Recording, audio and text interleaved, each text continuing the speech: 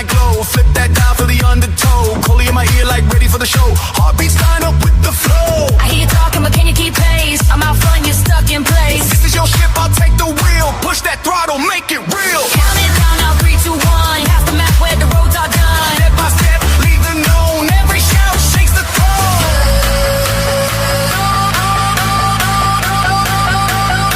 Turn into the unknown. Into the unknown. ColeyUFO, turn it up through my bones. SNX Radio, everybody sing along. Take the journey to the unknown. Journey into the unknown. Into the unknown. Hands up high, feel the floor as it grows. SNX Radio, everybody sing along. Take the journey into the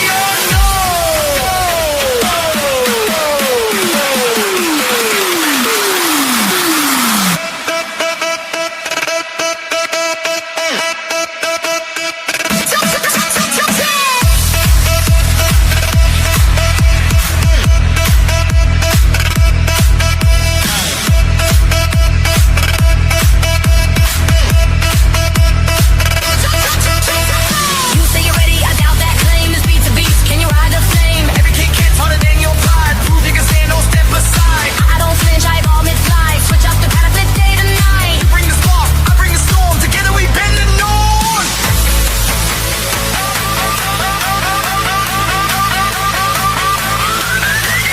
Feel that tremor under your feet. Breath gets short as the build repeats. Step by step, lose control. Every drop shakes your soul.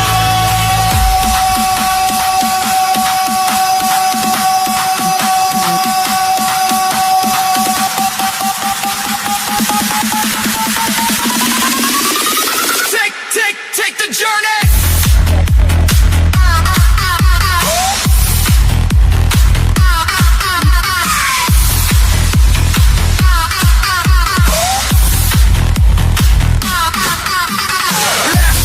Right, lock in, don't fight.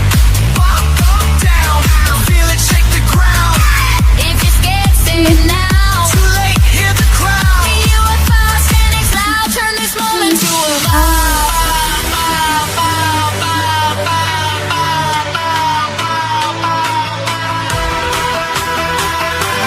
Take the journey. Take the journey. I know. We don't go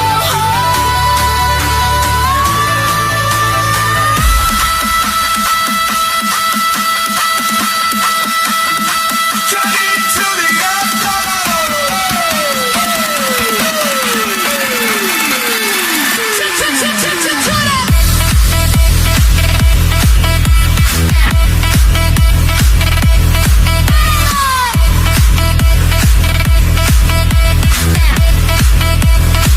We don't go home.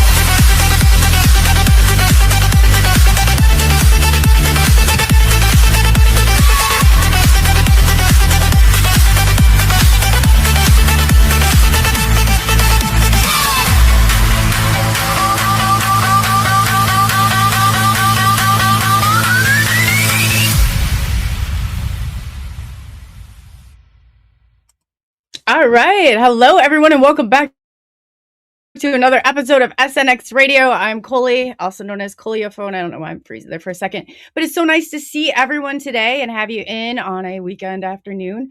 Hope that you're enjoying I guess here in the United States, we have the nice weather. I don't know what Australia is like right now, but I guess you guys can tell me in the comments, but it's great to see everybody. I just want to start off. It's so weird without Pop's here, but I think he's gone today. So he's not going to be here. It's just me.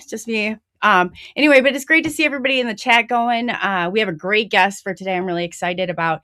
He actually knows Jay Austin, who joins us on Thursday. So yeah, it's very exciting. I just want to say real quick, hey, Andrew, it's great to see you. And everybody too, I'm really excited. We're scheduling a lot of people from the chat on Fridays. I'm kind of trying to keep that open for all of you. So yeah, it's going to be really cool. We kind of get to meet one another and connect. That'll be great. Valdo, it's great to see you. Skitter, it's nice to see you. Diane, thank you. And thank you, Diane, we love with the kickoff on the ColeyUFO and everything. It beat me up. It's been a lot of fun. That's really cool. Noel, it's great to see you back.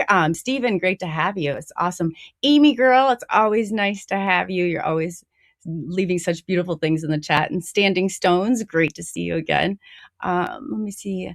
Oh, Laura, yeah, I got your email too, by the way. We got you set for coming on. She'll be on the following Friday, I believe. I'll have to double check that, but maybe I got that wrong. I know that actually I think Juan will be on this Friday, and then I'll get the schedule out for everybody else, and I'll let you guys know. So it's really cool. You guys can get in here and support one another, and most of you who have wrenches, you can protect one another, because we don't, make sure too, because Pop's like no nonsense. If there's anything going on in chat, take it on over and just cut it, because we're not going to deal with that. Lori, it's great to see you, Lori Ladd. She's part of Pop's Cryptid panel. They're going to be on this Monday, 8 p.m. Central Standard Time, 9 p.m. Eastern Standard Time, with Cindy Bailey and, of course, Gary Spike, Senior Pop. So that'll be awesome. They always bring it, and they have the Sisters of the Moon. So that's awesome. Diana, actually, this is great. It's catching on. I love it. So yeah, we have ColeyUFO, Beam Me Up, Maya Starfire, Light It Up, and Jay Austin, Break It Down, and Gary Pops, Break It Up, because he breaks up the chat. So that's great. Roger, it's great to see you. Roger's awesome. Go over, if you haven't, to Untold Network and go and give them a subscribe and watch Squatch and Holler. And he's got other great stuff too. Roger, you're welcome to go ahead and drop that. You get a wrench. Pops isn't here to go ahead. He kind of spoiled us. So Mad Pax, it's great to see you, and everybody else that joins. So we're going to go ahead and get into this today. Like I said, I'm really excited. I always like to support experiencers when they come on. And then too, with Jay Austin, he brings something really cool to this channel. And like I said, they know one another really well. So it's like a family. So today, basically, we have it's Battlefield to Beyond the Veil, former British Sargent Gerald M. Pratt. We're going into like a lot of stuff. He's got a great book. We're going to go into out-of-body experiences. He was a distinguished 25-year military career in railway operations and infrastructure over in the British UK. So he's from Liverpool. I mean, we can go ahead, and he's got great books out, and he's going to go through a lot of stuff. And like I said, I'm really excited. I'm really excited for this one. So without further ado, we're kind of talking backstage, and I got into the conversation. He's like, well, we'll wait till we get on. So yeah, we're going to go ahead and there we go. What do you like to be called? I did not get a chance to ask you behind stage. Do you go? First of all, just check. Can you hear me okay? Yes, I can hear you. Are you able to hear me? Hopefully. I am. Well, that's a good Okay, start. if I just did all of that, I was like, oh gosh. Yeah. Well, I like to be called Jed. Jed. Or Gerard. I mean, Americans normally go for Gerard, but in the UK it's Gerard. But let's just call it Jed. That's what most people call me, so we'll go with that.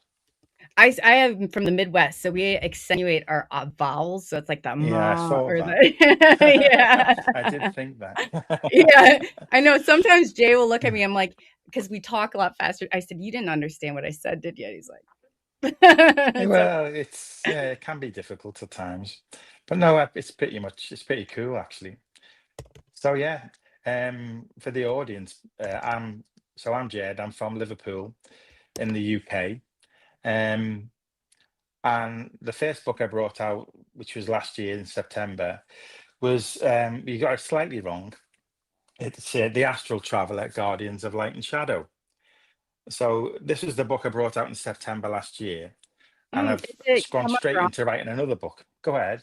Oh, I was going to say, I can change it really quickly. Sometimes I use like the AI assistants, but I can, it's right here in front of me if you want me to. Yeah, so it's The Astral Traveller, Guardians of Light and Shadow. Okay.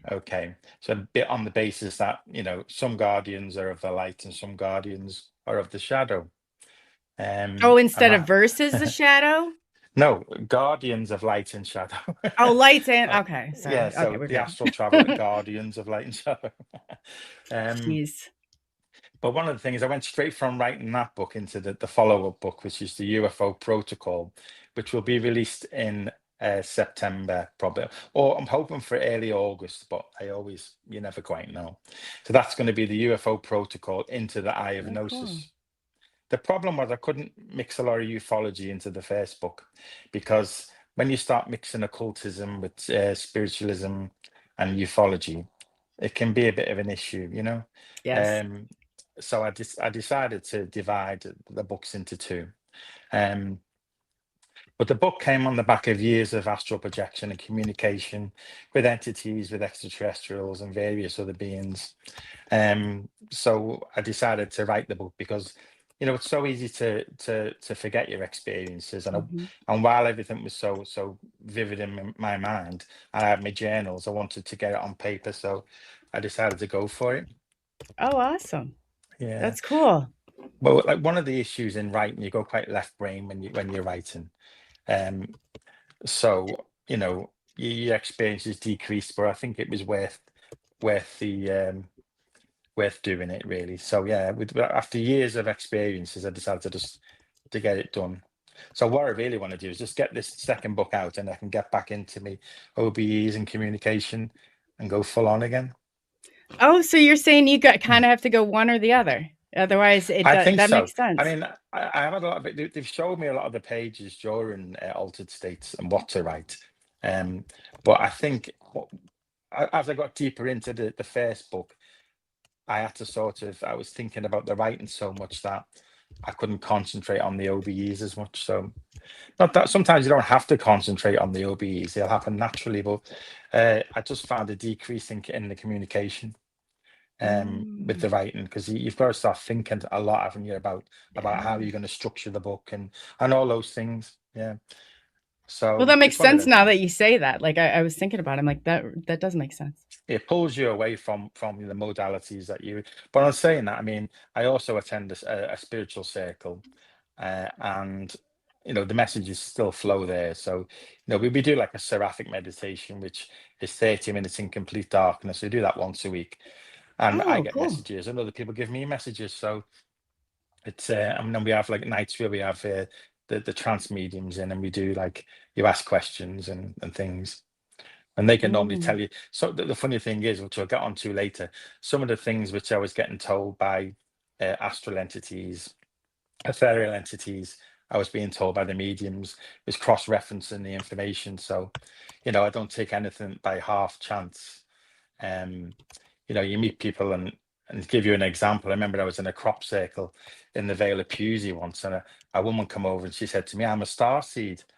I mean, she had purple hair. Not that that's an issue, but Oh my that's fine. God. But you know, I know she what you're said, "I'm a." saying though. Yeah. When I said, "So, well, how do you know you're a starseed?" And she said, "A medium told me." So straight away, I have to.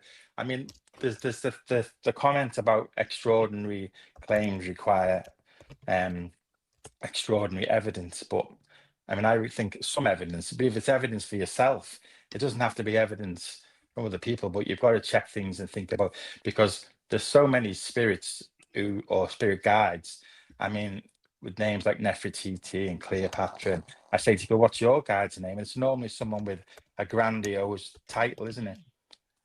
I But grew up whilst a I've been, medium, so I know that they like yeah, how, you yeah, know, it's like I see it yeah, so much sensationalized and it drives me crazy. And I'm like, but they're not always beginning, who they yeah, say it's they like you are, look you for a see. name and But if I said to you, your guide isn't who they say they are, you probably get angry with me. Not that I'm saying no, your guide isn't, but I'm into that point. It's a but journey. You start off where you yeah, think everything is good, you assume everything's good, and then you get to the point you have to break it down. Like, hey, how much of this is what or trickery? Because there's a trickery as a part of it. To think that doesn't yeah, exist would be so naive. yeah. There was a book by a guy called Hansen called The Trickster and the Mm, Paranormal, I think it was called. Now, I've actually been out the body, and I've been with entities, with spirits who've told me what they do and how they use masks and things. And how they shapeshift as well. I can't shapeshift, by the way, and if I could, I'd look a lot better looking than I did right now. But but no, shapeshifting is something they do. So if they're going to do shapeshifting, then surely if a medium's just listening to a voice, how do they know that that voice is who they say they are? So mm-hmm. it it's not a fear fact. I know for the fact that they do tell lies, and sometimes it's not such a bad thing. I mean, if your guide told you that his name was Jim and he lived up the road, and you probably wouldn't give it as much weight as if they told you that they were give a biblical name. But so they do tend to stretch the imagination into believing that there's someone they're not sometimes. I've I never think. gotten a name. Or do you ask for it? I Yeah. guess I've never. Well, in the group I'm in, so you're not supposed to ask. When you're ready, they will give you a name. But I think a name's just an identity for something, isn't it? It doesn't mean they are who they say they are. And that Yeah, I sounds guess really that bad, doesn't doesn't it? change things. Yeah, That you're right. sounds like there's a lot of trickery going on, but not necessarily. Um, nothing's always as it seems. That's one of the things you learn Ah, when you start yes. when you start going and seeing the entities and the beings. It's quite weird. Wow. Yeah, you're right. No, that's so true too. Because how do you get to a point? How do you check it? How do you? Because I ask questions. But I know, I guess from Mm. when I was a child, how they come. If anything's like kind of off, or I go more by feeling. I guess. Yeah, well, I mean, that wasn't my strongest point, really. I mean, communication was pretty good. I did start getting, well, we'll get onto this, but Mhm. after I learned to astral travel, that's when I started getting voices. First of all, they call your name and in the daytime. So you have a lot of daytime communication, and it's sort of, for me, it phased into the night. So I'd wake up and I'd get like, 2 or 3 sentences or whatever. But normally, if you ask the question, before you go to bed, then normally you'll get an answer invariably. And it may not be the full answer that you require. Because one of the questions I was always asking was, can you explain the UFO phenomenon to me? Who are they? And all these kind of questions. And eventually they told me they're already us. And I thought, what's that supposed to mean? And that's Hmm. where I've gone in chapter 12 of the second book about who they really are, Mm. the masks, Yes. Well, I'm not going to go into that just yet. Yeah, because you But tie the occult in it, so you go down. I know exactly. Yeah, yeah, I mean, this is I a don't really even cool. think I don't think I'm an occultist, N- really You, speaking. But then when I look at it, like attending these circles and direct communication and astral projection is an occultist thing. It was developed by the Theosophical Society. I think it was 1890 by Madame Blavatsky. She coined the term. It is very, very occultist. And I didn't realize. And then I turn around and I'm doing rituals and things. And so I guess I am, But I actually joined the Ordo Templi Orientis to basically find out more about Crowley and what went on with Jack Parsons, yeah. and before Roswell with the Babylon working and those kind of things. Because I don't know if you know, but he was connected with Ron Hubbard, who brought out Scientology. Yeah. Oh, Um, yes. it's Yeah. all connected. I just I wanted to know. know more for the because that's one of the chapters in the book. All the remote Uh, viewing comes from Scientology, like Dr. Hale put off. I that's right. mean, Most of yeah. them were Scientologists put Yes. off. I think Ingo Swann was one as well. He was a level. They recruited him. I think that Was he a was. level 8 Scientologist? I'm not too sure, but that's why they recruited him, because in Scientology they do something. They don't call it an out of body experience. They call it exteriorization, right? Oh, And yeah. this is Then the where E meter. no, it's not the e-meter. That's called something else. But Okay. that they're allowed to have a form of out of body experience called extra. I can't even get my words out. Extra. Don't worry. What did I I just say? get I've you. already I said get. it. I know. Extra. Oh, anyway, Welcome to my world. you get Yes. you get what I mean. Extra. But they go out of body, and the aliens, as they class them as aliens that live within them, are free to go and do their thing. That's part of it. There's a lot more to it than that, obviously. But do you know who Ron Hubbard got all this from? For Scientology. He didn't. It wasn't it based. Well, now I don't know. This is the story we got off of a sci-fi book or something, right? Well, partly, but he learnt a lot from Crowley. Yes. Yes, he did. Yeah, because he was working with Ron. Ron Hubbard was working with Jack Parsons, Mm-hmm. and Jack Parsons ran the Pasadena Lodge for the Yeah. OTO. Oh yeah. So they were doing the rituals and things. So this is where Ron Hubbard got a lot of his because obviously to Parsons, Crowley was Parsons' idol, you see. So Mhm. Crowley learned what he learned from. So Parsons learned from Crowley, and Ron Hubbard took a lot from Parsons. It's complicated. Yes. No, but they all he's so embedded into all of this. Like you Mm. go to even I mean, all of it. He's so embedded in all of it. But where I want to go with this is in the Astral Traveller book, I did bring Crowley into the book quite a lot because Crowley was from the Hermetic Order of the Golden Dawn. Before he was with Theosophy before that, with Madame Blavatsky. I think that was 1895 or something. And about 1902, he joined the Hermetic Order of the Golden Dawn. But they taught astral projection as a higher order. So the lower order would have been stuff like tarot and things like that. And the higher order was scrying and astral projection. So Crowley knew a lot about astral projection, but I never quite found out how good he was at doing it. He wrote about it a lot, the chakras and all these, people talk about the chakras and past lives. That's Yes. all theosophy, and theosophy is occultism. So people don't really understand that they are occultists. Yes. Oh, I know. That's the funny They're thing. like, well, you I tell do them, this, and I'm like, well, I "You're guess an you put a name occultist." to it. Yeah. But I just, I don't like the labels really. I To don't me, either. it makes sense to communicate directly. And why cut the middleman? You got to cut the middleman out. I mean, this is something that Ingo Swann spoke about a lot, because we're all in reality boxes, and we're brought up on our reality box, and they want to keep us in these parameters because they don't want people to sort of have the power that they've already been born with, which is to see beyond the veil. Yeah. Because once you can see beyond the veil, they can't Can't. control you no more. Exactly. And they want to control you. So they're wealthy, and you're, I mean, I'm not saying it's bad to go out and work 12 hours a day or whatever, but they don't want people having their own power. This is what I've come to learn. So they can't control that. You're right. That's where they lose their control right there. This is something Ingo Swann spoke about quite a lot, actually, but that's I think that's true. I think we're all either born with something, or it could be genetic, it could be something that comes from our control systems that are blocking it out, that we've all got it. I don't know for sure. What I do know is, I mean, I could teach someone astral projection, but that doesn't mean to say that these entities and the guides are going to come in and do for me, or do for them what they've done for me. I can teach someone lucid dreaming. That's very subjective. I'm not saying it's not useful. It's fantastic, lucid dreaming, but it's very subjective. One of the things we find with lucid dreaming is the dream characters are very easy to control, because they're part of your mind. But with astral projection, as soon as you go to that next level, they're the ones, and they're very intelligent and commanding sort of thing.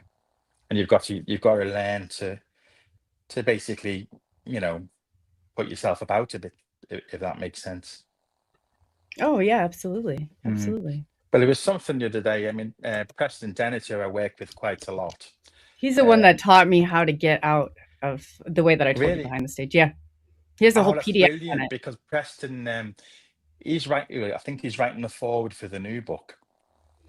But he done me a really good blurb for the other book, and I've been on his channel a few times. Oh, I have too. The Light Gate.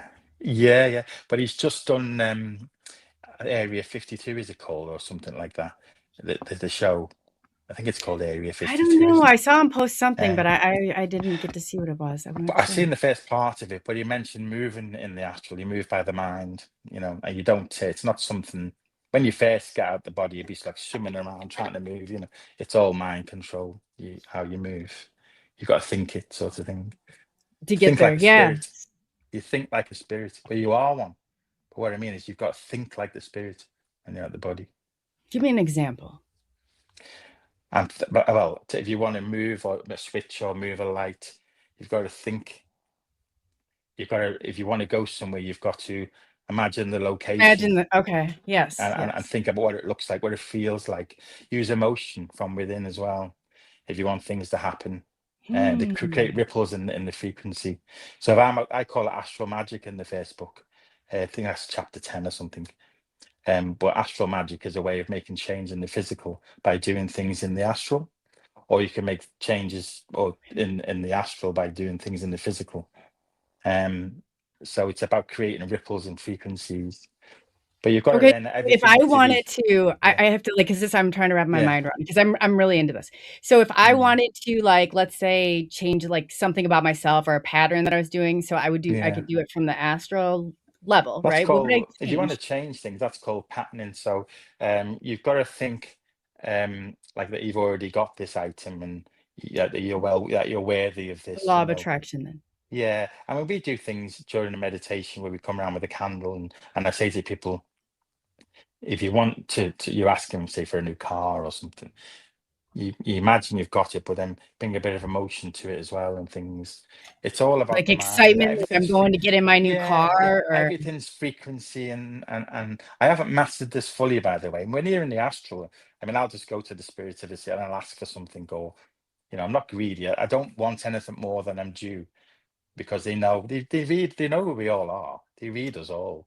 But you don't want to be going round and being pushy. Like I call it respect and authority. So whatever entity I'm communicating with, even if they are dark, I'll give them the respect and stuff, you know. But you have got to control your space. And I've had offers, you know, and sometimes you have to stand your ground and you know, they want you to worship them. They won't worship a lot of these entities. They want you to yes, they control. do. They want you Um, to put them in that big light. Yes. I Wow, mean, that's good. I've been to the lower and the higher astral levels, and the lower levels can be quite, you know, seductive. Murky. Well, yeah, but it just depends on how you are at the time. But the higher levels are sort of euphoric and oneness and things. But there's such a difference, and sometimes you don't know where you're going, you know. That's so sure too.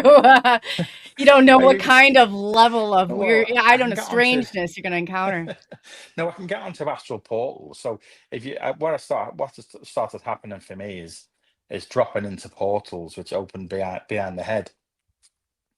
I can't even remember how these portals started, but I started learning to take a backflip into this portal behind, and you could be in the portal for like maybe a minute at the most.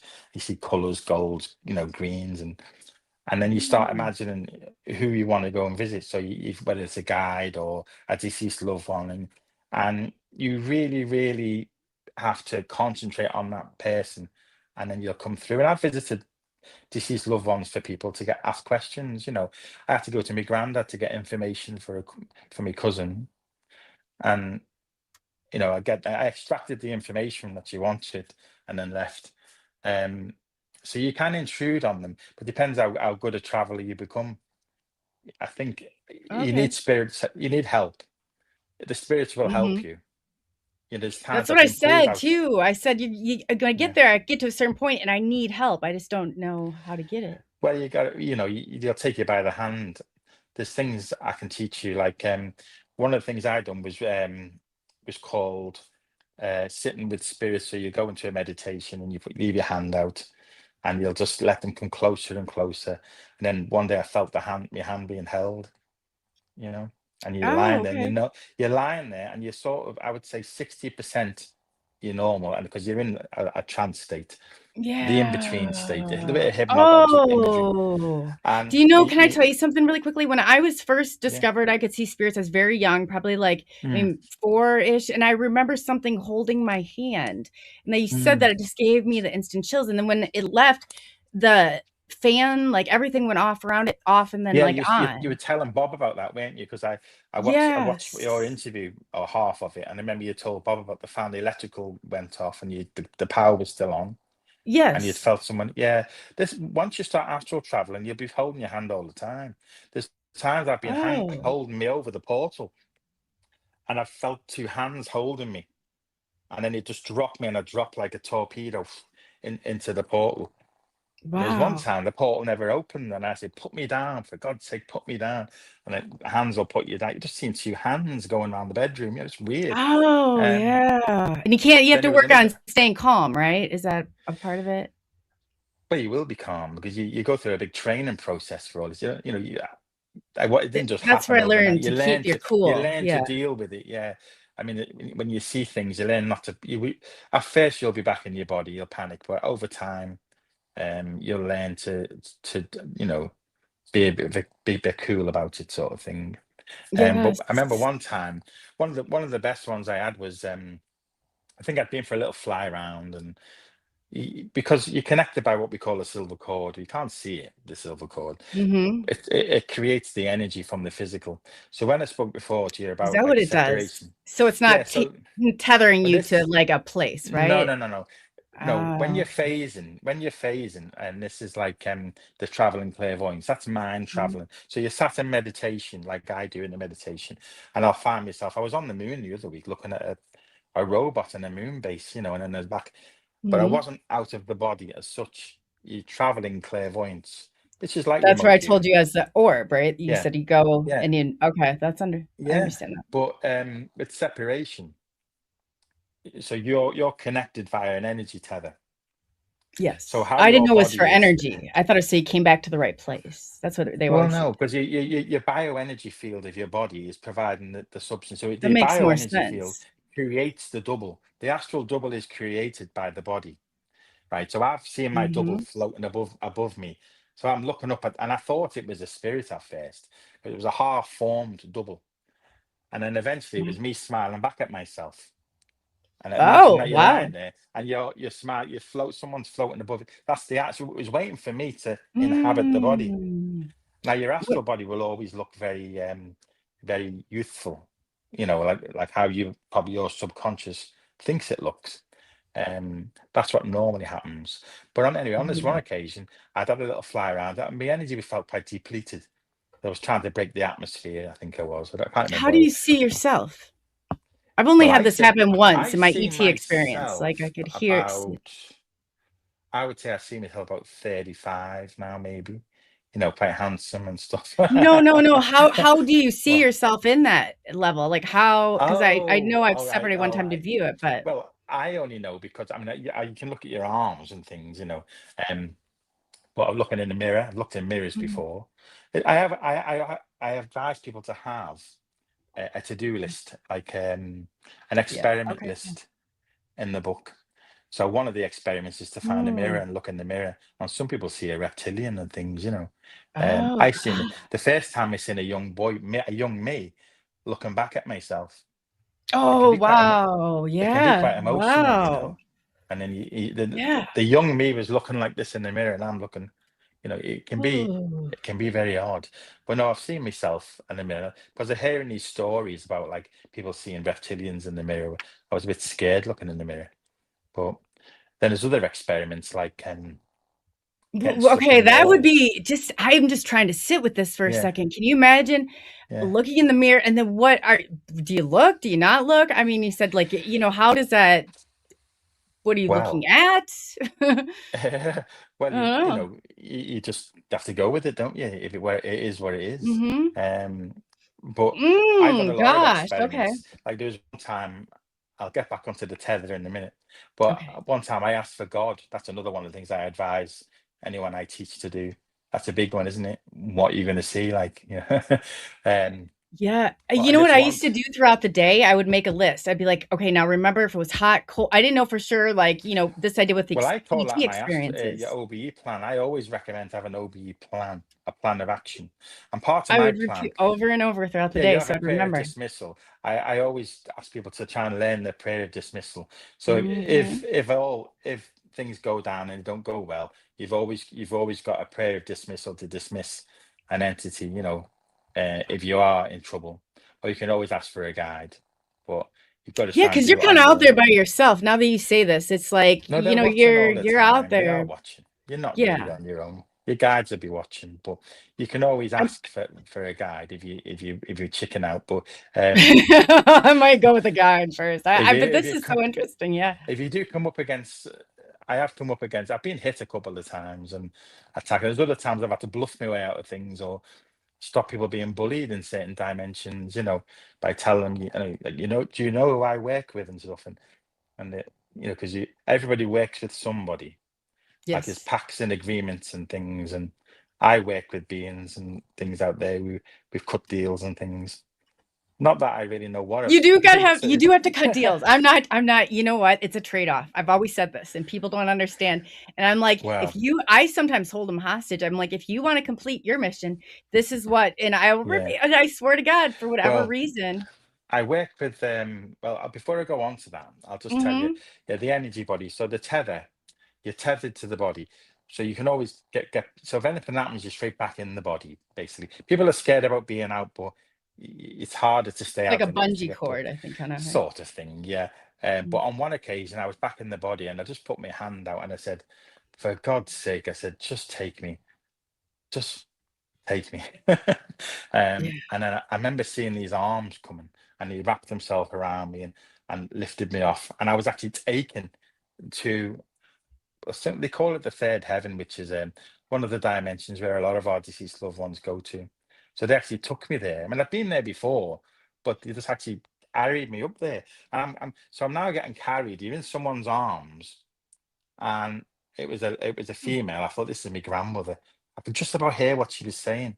I thought, just go with this, and that's where I'm like, just go with it. Whatever it is, just go with it. And Yeah, when we you have to arrived, tell yourself and be prepared for levels. I feel like they try and put things. I oh, remember this like cryptid lady coming. I was like, "What is oh, this?" But they kind of try and put it. It seems like to keep you oh, there's a trapped. lot of teaching going on. There's a lot of maybe karmic things. I don't know, but there's a lot of trying to teach us in this. I think one lifetime you could progress quite a lot. I mean, I'm on 7.5. I'm on 7.60 now. So they've told me. I mean, maybe they've lied to me. I don't know. But I do remember some past lives. Well, not the past lives. I remember coming into this life, um, Oh, I've which they experienced showed past me. ones. Yeah, it's interesting how it Yeah, but all I've asked not. connects. Yeah, I don't know. I mean, I've asked not to know about the past lives because I've got enough going on with this one. Oh Um, God, that's but when I true. asked the number, I got Yeah. told 759, so that would make this 760. So anyway, yeah, but so visiting, getting taken to, they will take you to that higher dimension. They can physically, well, I say physically, they can take you, come and get you. But again, it's about allowing, and when the time's right and the frequency and everything's got to match at the right time. I You mean, got I've to actually really been get told. well with Yeah. yourself Well, before I've you been go there told to now I've got to get me. trust, you know? I've got to improve my health. They told me I've done phase one. There's phase two and phase three, but I've got to get my body sorted out. So I need to get down the gym or something. I don't know, because the Hmm. physical body is quite important for this work. Yes, it is. And I've let myself go a bit since I've been writing the book. So I need to get back Takes a down the lot of gym and energy. A lot of energy. yeah, I need to get fit, I think. Yeah. So You anyway, feel better. It's just a part of that yeah. whole, you know? Well, that's what. So they said to get onto phase two, I need to get. They didn't specifically use the word fit, which they wouldn't do. They used there's another word they use. Well, anyway, I need to improve my health. Um, but I mean, we haven't really got into how all this happened. So I was going to the Hmm. experiments, but before I go any, for the biggest experiment, which I loved, was getting stuck in walls, because one of the things that we all have, which is it's quite similar. If you ask any OBE, whether it be Preston Dennett or and his first book was called what was it called? Oh no, come see it. But anyway, he's had a good OBE book. He wrote a good Yes. OBE book, Preston Dennett. And He's got so many books. I read the PDF. oh, I I'm know, not gonna hasn't he lie. got 25 books? Yeah, he's got a library, so I haven't I gotten to don't them know. all, but I don't know how he does it, to be quite. I don't But either. anyway, getting stuck in walls, or if you go through a window, you'll hear a whooshing sound. We all hear it. And going through a wall is the same for all of us. But then we are all the same, I suppose, aren't we, in many ways? Every human's got the same, Makeup. well, we're all Light. made of the same stuff, aren't we? So um, going through a wall, I thought I'll get stuck. So I got stuck in this wall and yeah, Because you shouted for thought it help. or believed it, But right? I've been stuck before and I'd shouted for help and someone come to rescue me. So then the next time I thought, I wonder how long it took. So I'm in the wall, and my hand is out of the wall, and I'm shouting, help, help. And I'm counting how long will it take for a spirit in your own home as you hear, because you can't see them sometimes. And about 15 seconds, and then your hand gets taken, and you take you through, and then you start talking. You want to know more about them, but a lot of the time they don't want to converse and tell you. They just come to help you, and they're gone. But it's just there's a couple of experiments that you do, which I advise people to do. Calling out for God, or getting stuck in a wall and seeing what happens, and shouting for help. Or there's tons of stuff, but yeah, there's a couple there. Yeah, this thing didn't just start overnight, though. It was. Do you want me to go into how this began for me? I'd like to know that, because you're an Okay. experiencer. I always want to know the story. Well, we'll get on to that. I have been on board the craft. Yes, me too. It's quite a trip. We'll get on to the interesting bit in a minute. But so for me as a child, I did have apocalyptic visions. So I'm not trying to scare anybody here, but I had a number of visions where I was humanity was wiped out and gone. This happened about several times, and I was only about 5 or 6, and I'd be sat crying in the hall. Man. But I didn't. I was having OBEs. I didn't realize I was in the astral body, and it was a feeling like I would like humanity, and this happened regularly. Now you're probably thinking now, Because humanity would be gone, but you were actually in, because it was gone in a different body. Okay. Something like that. I don't really know, but it was a terrible emotional feeling. Yes. But then we come back to like a lot of young abductees are showing these visions, aren't they? Yes. And that was 78, probably 77, 70. There was a lot going on back then. You did 77 lifetimes here in a body? Is that what you're saying? 1977. Oh. I was like, oh my gosh, they don't come back again. Let's get out of here. Yeah. So I had these visions, and then probably about a year after that, I seen a craft, a disc-shaped metallic craft, and it was really low. And you often think, well, I didn't really think about it, because you think, oh, it was just there, don't you? But now, in the studies that I've done, if you've seen a craft at 3 a.m. outside your bedroom window, or if you're looking at them jumping around like seance trumpets in the air, they're there for you. What are they there people for? don't realize that. I know you call them in, they bring it. Yours, it's a whole baby. show. Yes. Yeah, because it's I call it the theater of the impossible. What are they actually doing? Like you've got people looking at 5 jumping about and little show for you, or well, they don't want. They want you to feel like you have to have a complete ego death, but I feel like that is not the case at all, because you join in what I call kind of like an inner. You lock in. It's like an intersubjective where you're experiencing it. It's experiencing you. You can be the center of the universe, like in our own way. Yes. Yeah. I mean, I've been speaking to Dr. Joseph Birks, and he's signed off my work in the second book for this VEM model, virtual experiencer model. I don't know if you've heard of it, the virtual experiencer model. I feel like that's what we're having. Yeah, I don't know. No, well, there's the VE1, the VE2, and the VE3. So I'm in the CE5. I don't know if I told you, I am in the CE5 movement. I'm a CE5 group leader as such. I didn't know I was using a lot of the CE5, but that's like James Gillian is the protocols. You kind of figure out what works and what doesn't work. And I was just recently talking to someone, I was like, oh, so this is actually, and they're like, you were doing that? And I said, yeah, it worked. You were doing it on your own when you're alone. Yeah, that's fine. I didn't know. Yeah, well, but we'll get on to that. But the VE1 was a virtual sighting. So the VE1, you will. I might see the craft and you might not, or we might see 2 different things. So what this, and the one thing that we're seeing, which they call a luminous soft object, which was a term brought in by a guy called John Keel, and he wrote this in Operation Trojan Horse. Yes. I don't know if you know the book. And he spoke about luminous soft. He coined the term ultra terrestrials. Yeah. But the luminous soft object was the craft that most people see before it turns into something else. So once the craft has made a conscious connection with you, it then checks the part spin of your mind and then alters into something suitable for you. This is Mhm. the theory. Now, don't shoot the messenger here. I'm I'm just, I'm just saying. I think Yeah, I'm not that is responsible. because, I'm just telling you an option. People get mad. I'm like, this you need to well, choose for I have yourself, you know? experienced this because I had, I'm jumping the gun a bit here, but I think 2023, I had an OBE and an entity came and he said, right, today is a great day for you to take a walk in the woods. And I woke up straight after this message and I said to my wife, right, I've just been told about, going in the woods today. And she said, well, okay, let's go. We'll go. It was a sunny day. I think it was actually, might have been a November day, but it was actually quite sunny. And it shouldn't be that sunny. Um, and we went to a little sand dune by the woods because we live by the sea. And I said, she said, I'd love to see a UFO. She said, I'd love to see a UFO. And she'd never really said that before because she's not really that interested. So I Hey, put she's the gonna see one now. yeah, Yeah. well, yeah. I said, okay. So I put the meditation on, the C5 med, and we done a little meditation. We call it coherent thought sequencing. So this is where we vector in the craft. So I explained what to do. So Yeah. you show them your location and Yeah. you ask them, See, I was like, I always showed it from the bigger and then I filtered it yeah. down to the smaller, just in my head. Mm. That's how you give them directions. So yeah.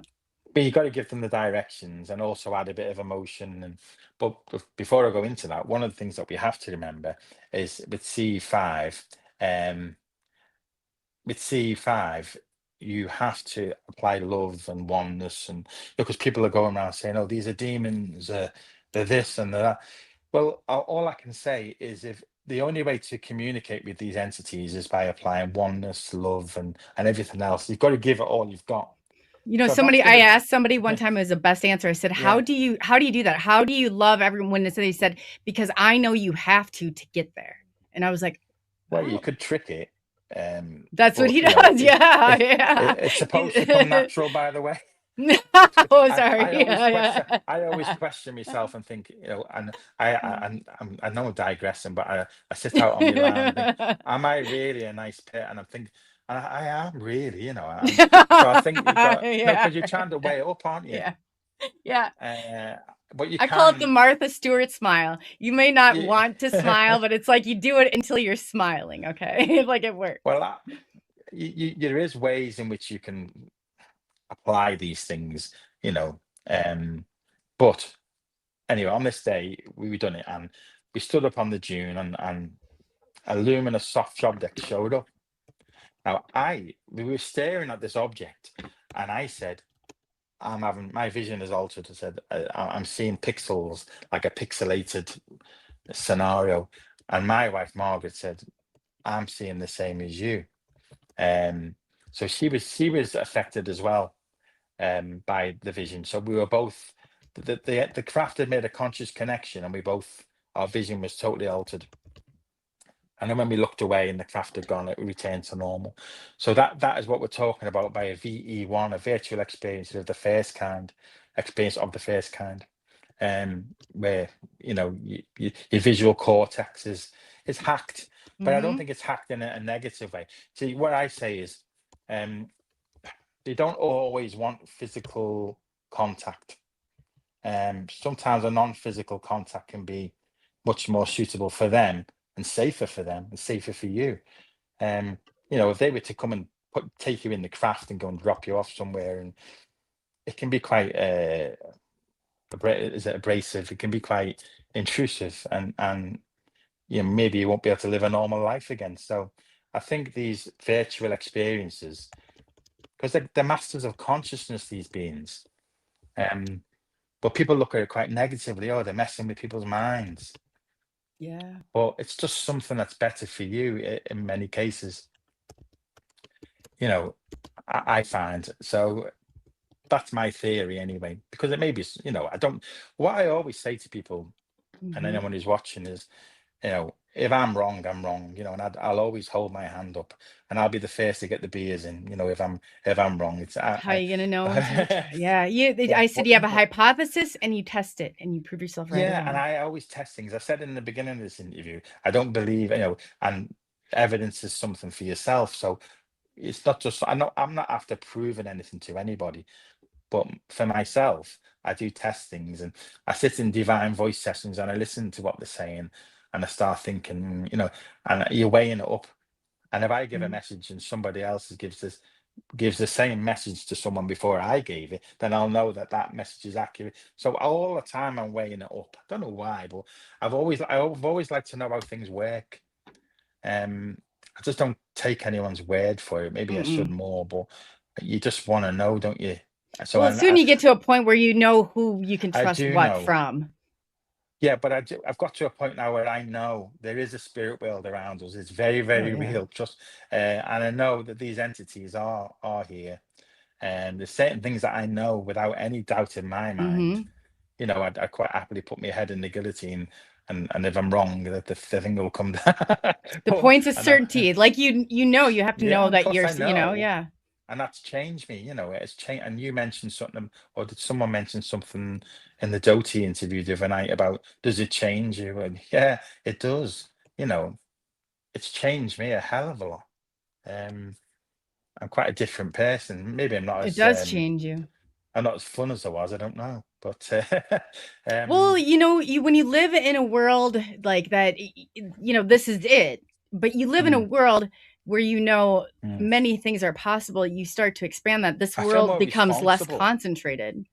If I see someone acting stupid, or well, in the past I would have called them a name or something.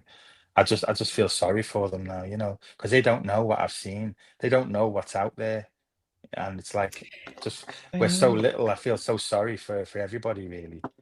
I have been. Well, I'm not going to go into that, but How we're, can you think we're about it? Would quite it be like vulnerable. though? I've always wanted. I said, you know what? When people get like that, I'm like, you want to trade? I said, did you have a normal life where you didn't see anything or grow up like this? Great, let's exchange for a day, and you see how much you like this, all of this that you take in, and the responsibility that comes with it. Well, I'm understanding what Whitley Strieber says now about the Greys don't have free will. Certain entities don't have the free will that we have.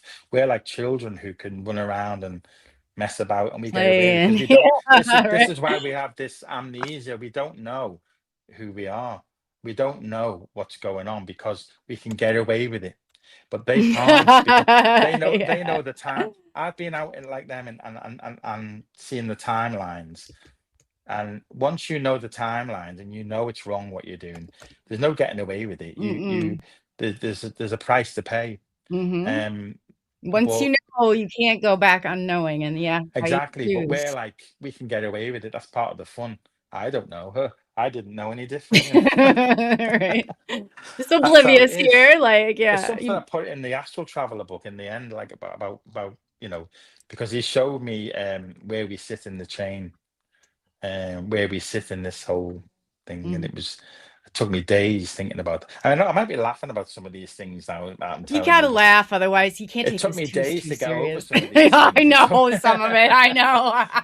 But like, when I going say back, this, I'm like, I went through an intense I'm just you laughing go about through, it now. yeah. But I can laugh about it now. But if I didn't have that playful fun, because you have to reset at that place of laughter.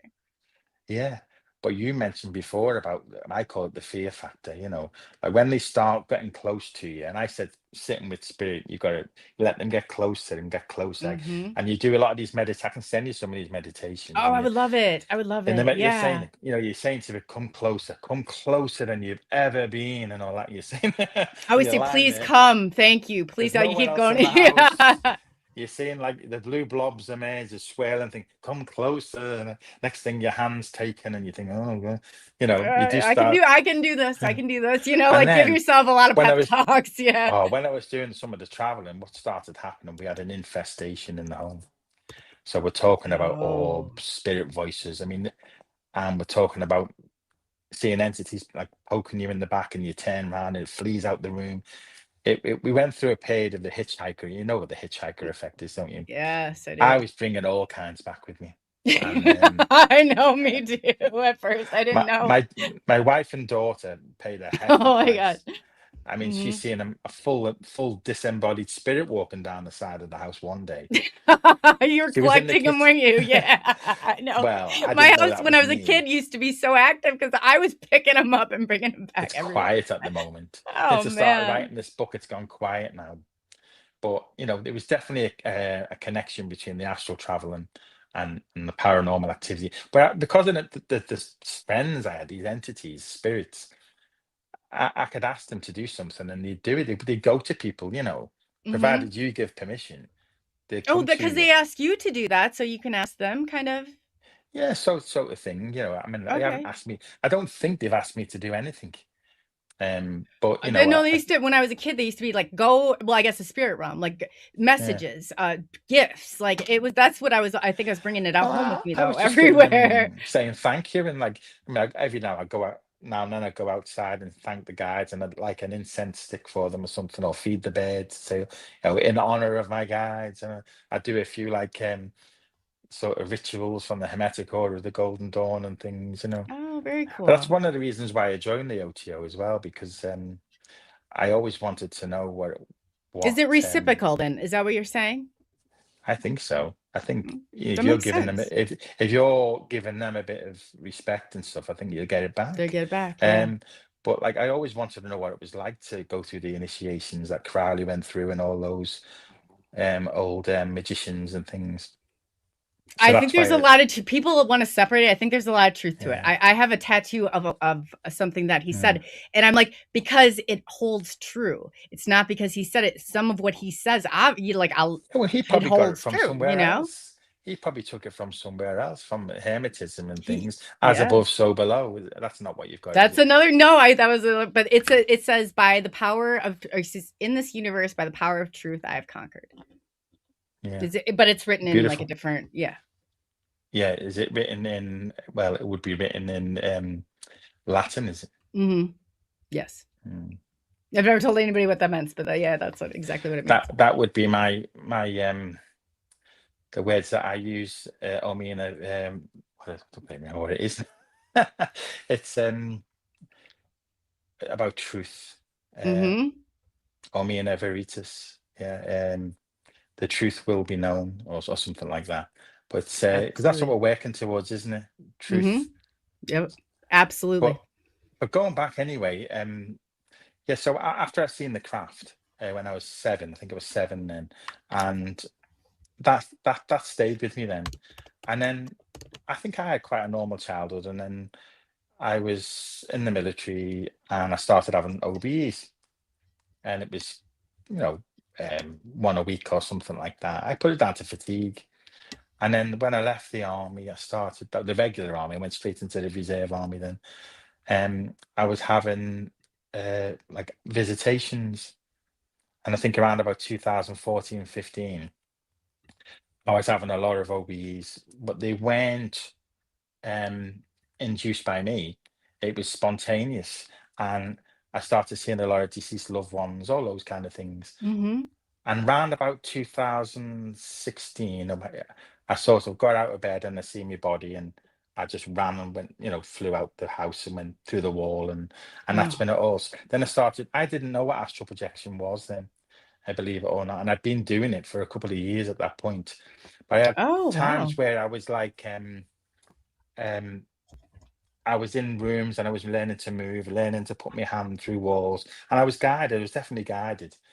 So look, the point I'm getting at here is, if they can bring this on if they want to, and this is going to all lead us now to ufology soon.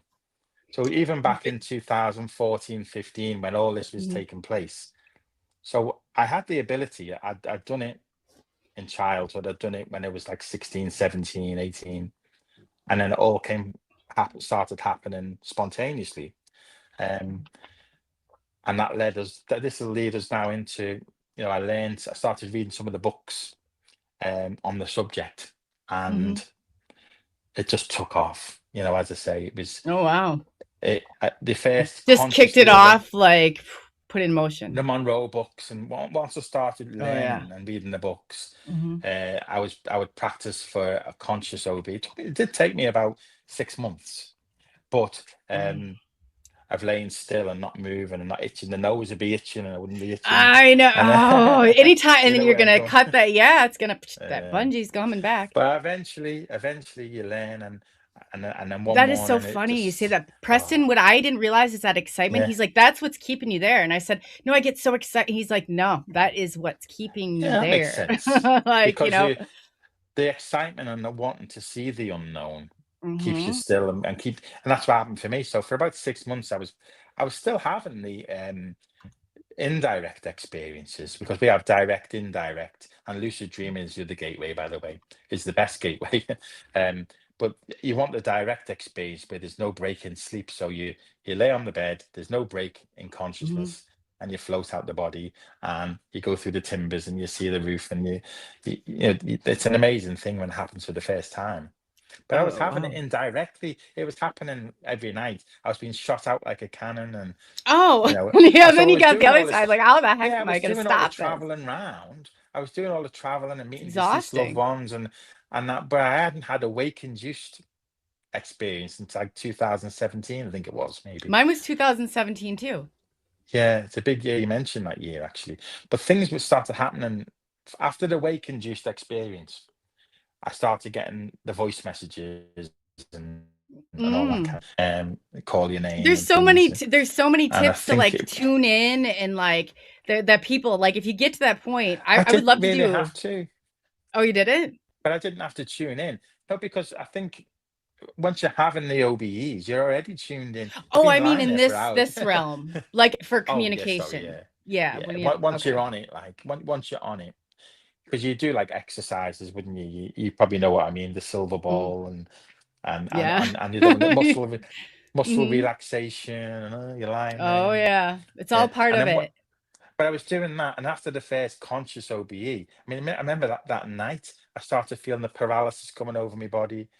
It was it was happening that often, 2, 3 times a week, full blown OBEs, travel. Then you start learning to move and travel, and then you start reading so you're influenced by the books you read as well, aren't you? So Hmm. you start trying all new stuff and experiments and things. But moving forward slightly, when the voices were a big thing for me. I got the voices, and I knew it was a real opening point, hearing spirit voices, because all of a sudden Yeah. you want to know about Not mediumship as now. easy as what you think it is. Yeah. No, but it came natural with because I was Hmm. astral traveling.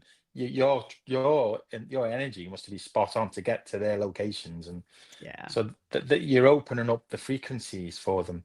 So It's hard the to next thing, separate yourself. You know what I mean? I can't even believe how it happened, but then you think, well, you want to know about mediumship then, because all of a sudden you're getting voices, so next thing you're interested in mediumship now, aren't you? that's Hmm. that's the other thing that It's happens. yeah, it builds. It starts and then you Yeah. build on it. Yeah, oh yes, absolutely. So yeah, but then 2018, um, that's when I had the first grey encounter. Um, That's what I did I, too. Oh my is god, this it? is so weird. Yeah, But yeah. because I think that they are UFO was working with people. 2017 and it was been January 2018 I did. I can't remember what month it was, but the first one happened. I actually rolled over, and I looked, and I seen the grey stood in the bedroom, and he Oh jumped wow. into a portal, a hole, just a hole. All I can say, it was like a hole in the air, and he just took a dive into this hole in the air. And I sat up and I thought, oh, I just, I looked at my wife sleeping, and I thought, I rolled back to sleep, and I thought, what's gone on there, And that was the first time I'd seen a grey, because I hadn't They're seen one out different. of the body. Short or tall? I wouldn't. It's in the new book. I would say he must about 5 foot. It's hard to say, isn't it? Really, it was darkish, but I know what I seen. Yeah, I guess you're not Um, standing back to back with them, you know. It's like yeah. but it's not, No. because I mean, I had read magazines years before, and you see the iconic picture of a grey. Mhm. But then why 15 years later would I see one? Why wouldn't I see one then? Because I started thinking maybe I was imagining it. Yeah, you have to give ET permission. I remember when I saw the craft, Mm, I was like, oh, I finally got so excited. I'm like, well, was this needed? Because then I was like, I want the nickel mm, tour. That's what I got. I kept saying, and yeah. yes, you get it. Yes, you get it. Yes. Mm. But I had to Oh get. yeah. But there was an entity I called Azrael, which is like a giant octopus-looking entity. And I think in a lot of the I think it's known in the Islamic text as Azrael, the I've heard this many times before. guardian Yeah. of the liminal realms, has eyes Hmm. all over. And that was one of the first entities I seen. And the story goes, if you get past this entity, then the doors of perception will open for you. It's trying to Oh. push you back in. They That's want to keep you exactly in the what it box. is. They layer it with these entities.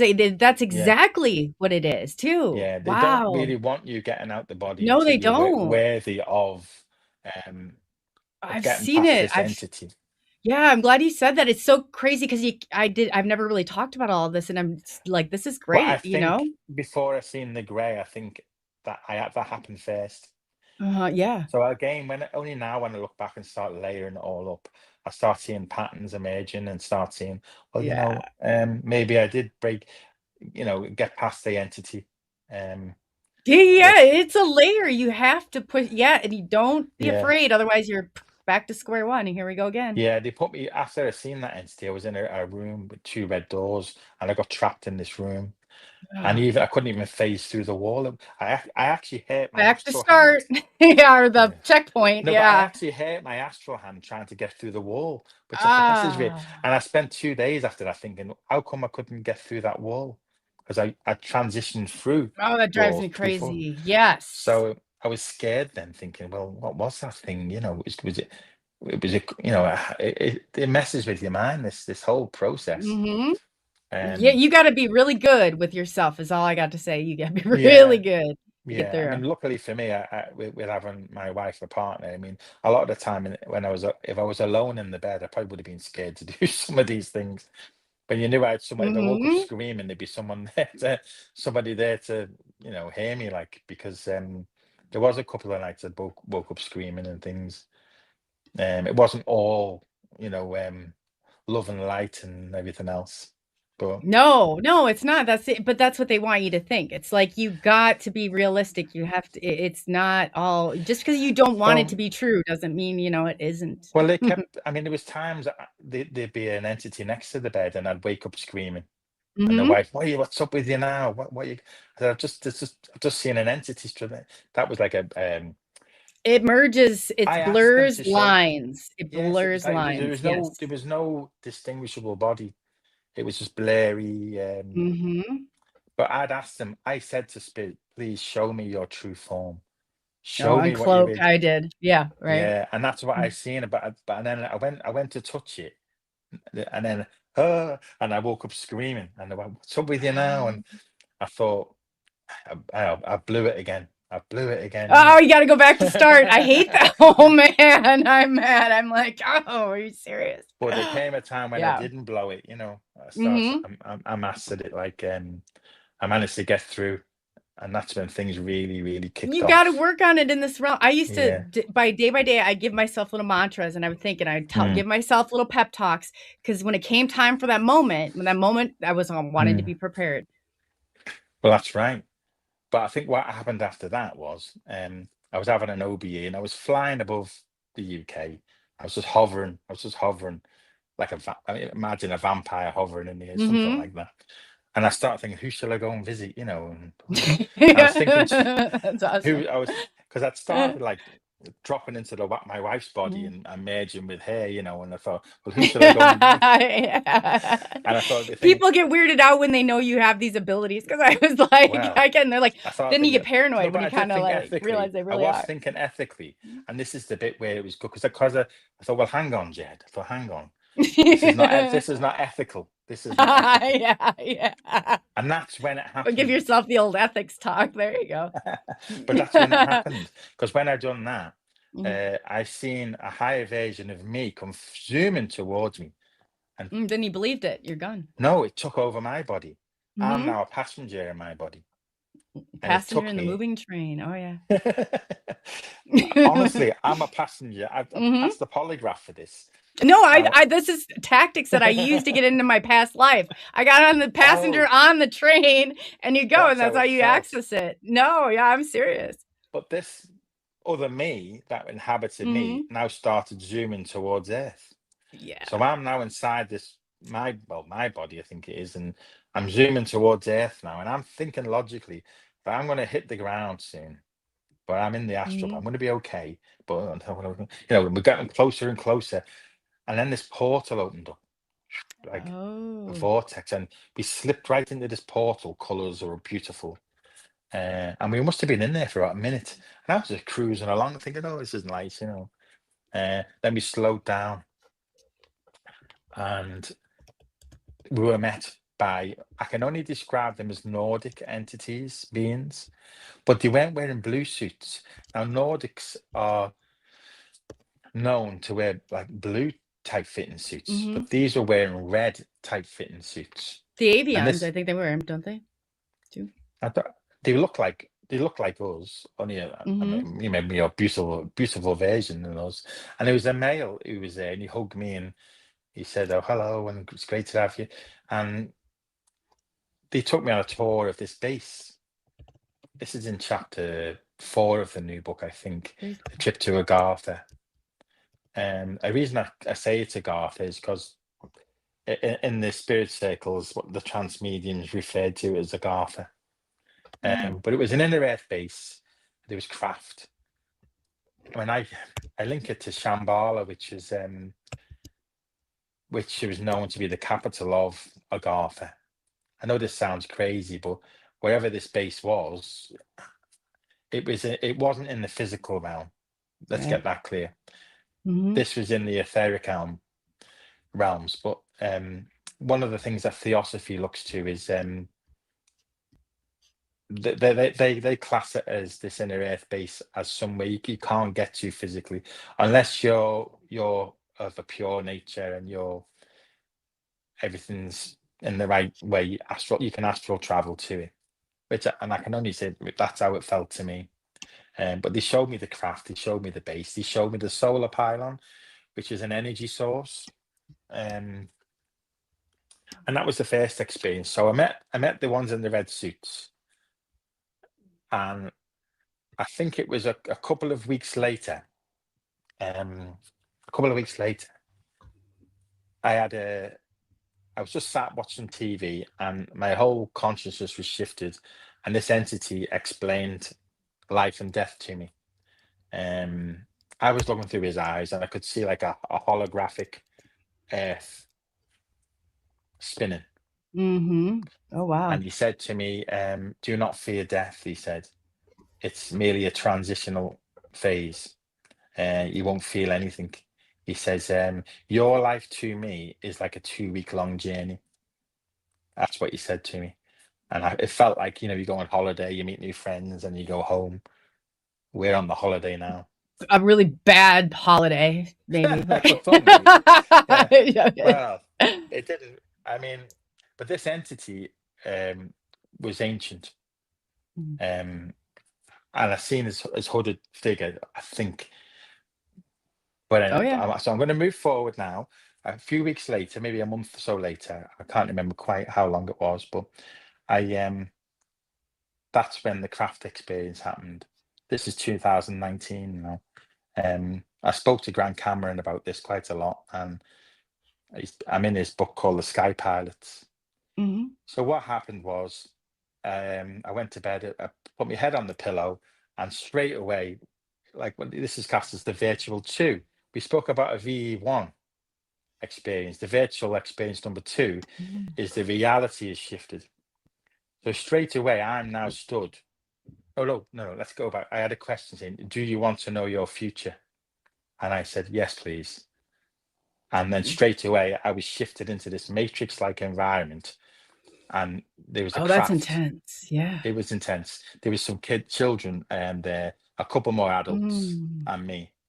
And a lady came, and she asked. She was in one of them red flight suits, and she said, "Come with me," and she took us on board the craft. And there Wow. was somebody else that was. They had the hand on a panel on the wall, and the craft took off, and they done a maneuver, and we Oh wow. landed. Yeah. You So know, when you I, say that yeah, kind of makes sense. I always saw a yeah, kid, and I thought because the kid, the way like it looked like us, but he kind of had a bald head. I'm like, I thought it was maybe yeah. them putting, but it could be somebody else from here on there also. No, I think they were. I think they're training up humans to see if they can Yes. connect to this symbiotic, Oh, so they're connecting the us. conscious connection. Yeah. So I mean, we know that the Whoa. craft, Yeah, many of the crafts seem to phase in and out of our dimension. they We call do. this. I write about this in the engine room chapter of the new book, chapter 2, because and I'll come on to this in a minute, the frequency, they decelerate into the etheric plane, and then through to the fourth dimension, and then through to the third dimension. So the craft itself isn't physical as such. It's all about matching frequencies. So because I'm trying to work out whether this craft had any realness to it, or it was purely some kind of virtual experience. But there was a purpose to it, whichever it was. They wanted to show me something. But anyway, I had my go, and I managed to fly the craft. I can go into a lot more detail, but I took off and I spun it around, and we landed and so forth. And then after that, I was in this hangar area, this break room, and I was sleeping on the sofa. And that's when I seen this entity. This entity with the robes and the hood was stood in the corner. And I said, I don't know who I think I am. I said, come closer. I said, friend. I said, do not be afraid. That's what I said to him. And before I knew it, he was his hand was coming towards my head like that. And he placed his hand on my head, and it flooded me with like universal oneness and a feeling of love and connection. And I just melted into and that's when the experience ended. Wow. And you merged with it, huh?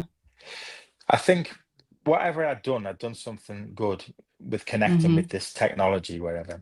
And he was, I don't know, maybe their minds are so superior. He'd arranged it. So this guide, the hooded guy, this is the same guy who showed me about the life and death. Oh, his face, what did his face look like? Can you just... Yeah, it was like a hybrid face. It's not the fair, there's more of them. He's not the only one. He's one of three.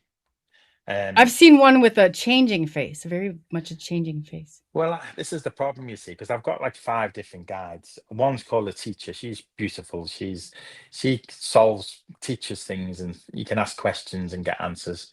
Another one's called Stuart. He's quite biblical. And then there's Aryabhata, who's the one with the hood. And he's one of 3 who wear a hood, but there's more of them. Oh, okay. Wow. And they do rituals and things, and so they make changes on the earth plane by doing rituals from their dimension. Okay. He showed up with when we're going into Akashic records, like they did a whole thing with the water, and that's what happened. Yeah, that's another occasion. So after the craft occasion where I seen him, the next time I seen him, I was out the body, and I didn't initiate this OBE, by the way. And I was flying over land. I seen a river. Yeah. And I seen 3 of them down there doing this ritual. So I went and watched them doing the ritual in the water. And then they decided to go before they see me. But then I looked back, and he was following me, and he was catching me. I increased my speed. And then I looked back, and he was right behind me. And before I knew it, he was level with me. Oh, God. Here we go. I'm both flying along. Calm. Don't go back to start, right? But it's ridiculous when I think about it. So I'm flying along now, and he's flying next to me. And then he pulled the hood down for me to see his face. Yeah. So is that what we fear, is seeing what it is? Well, I pulled myself back to body at that point. I must have panicked again, bottled up. There you go, right back to start. Ejector cord. Oh, God. Oh, that was amazing. And then I spent 2 or 3 days thinking about that. Then why, Oh, God. I'm thinking to myself, these entities are opening up to me, and I'm thinking, imagine where I can learn from these entities. You have to give yourself a pep talk. You've got to hold your nerves. Hold that. Just keep going. You got this. Then the next time I seen them, I was having an afternoon meditation. I was starting to have afternoon naps, and there I floated up, and they were there waiting for me, and I was looking through the eyes of one of them at the other 2. Oh, okay. And whilst I was in this position, they were like my best friends. They were like, we were one, The inversion. And Okay, I got that. no, we were connected, and even though But you one of them saw had, them differently. You didn't see them as like you they saw weren't them as like fearful. more One of allies. them looked quite demonic, really. Yeah, you have to do that. That's exactly what you have But to he do. wasn't scared. Oh wow. Until then I dropped. Then what happened? What they were showing me was the drop down in frequency back to the physical. I actually felt the full drop from them to me. Wow. Um, and that's when I come round and I start thinking, did I? What was what's? You start You hit a thinking, what's just checkpoint. happened then? What's just happened? Yeah. These tests went on for a couple of years until finally I passed all the tests. That's where I'm going with this. It Um, is too. That's in the level up. You get that your little. I yeah, called leveled it up in like the a end. video game. Get the Mario Yeah, Brothers. You got to get to Castle 1, to Castle 2, yeah. to Castle. Yes. But I started turning up in these cave systems, and all these hooded people were all walking up Wow. to somewhere to do these rituals, and I was sort of joining them and things and going along with going along. Hop in line. Yeah. Let's see where we're going next. Yeah, you Right. have to just go with it. Because I Mm-hmm. thought to myself, well, I don't know how many people are doing this, but I could be on the verge of finding out something very important for humanity, and I don't want to sound. Well, I just thought I'll take the hit. I'll sacrifice myself, and it I could be tell something myself, you don't want to important. come back and do this again. You got to get, whatever way out of Yeah. here. It's not as bad as coming Well, I've back around done. and doing this again They like haven't done this. anything bad. What I'm thinking, a lot of people will be thinking, "Oh, these are demons. These are this. These are," but they weren't doing anything bad to me. There was only ever doing anything for me. So they never asked anything of me. They just wanted to Right. teach me. Well, Carl Jung Um. talks about being stripped of all your humanly and going through and having that Oh experience and man. how uncomfortable it is because you're shedding some of these very things. And what we assume maybe demon is just shedding some of this earthly Yeah. I'll go with that. But just being out of the body, you've got no possessions, and you don't even know if you're going back mm-mm, to the body. You're sort of like it's just kind you. of true. And this is the thing: you can forget all the money and all the status when you're Can't out. take It's it just with you. it's just your mind, really. That's all Mm-hmm. it is. So you've got to increase the power of the mind, and that's everything, really. And I always say, if somebody offered me a suitcase full of $100 bills or whatever, I wouldn't want it to lose what I've No. learned, Mm-mm. because there's nothing can buy this. You've really got to earn it. Like Mm-hmm. it may It's like come going easy for through boot some. camp. No, you're right about that. It's right. You're right about that. You have to go through all of Ah, this. You can't skip around it. You got to do the well, process. I remember they showed me, they put me in this is going to sound weird, No, into the it mind of. probably is not. It probably is not. I probably get it. Go ahead. I'm Yeah. embarrassed even saying No, it, but I love it they more, put even me more. into the Yeah. mind of a bull. So I'm now in the Mm-hmm. bull ring. Oh, I'm the yeah. bull, Uh-huh.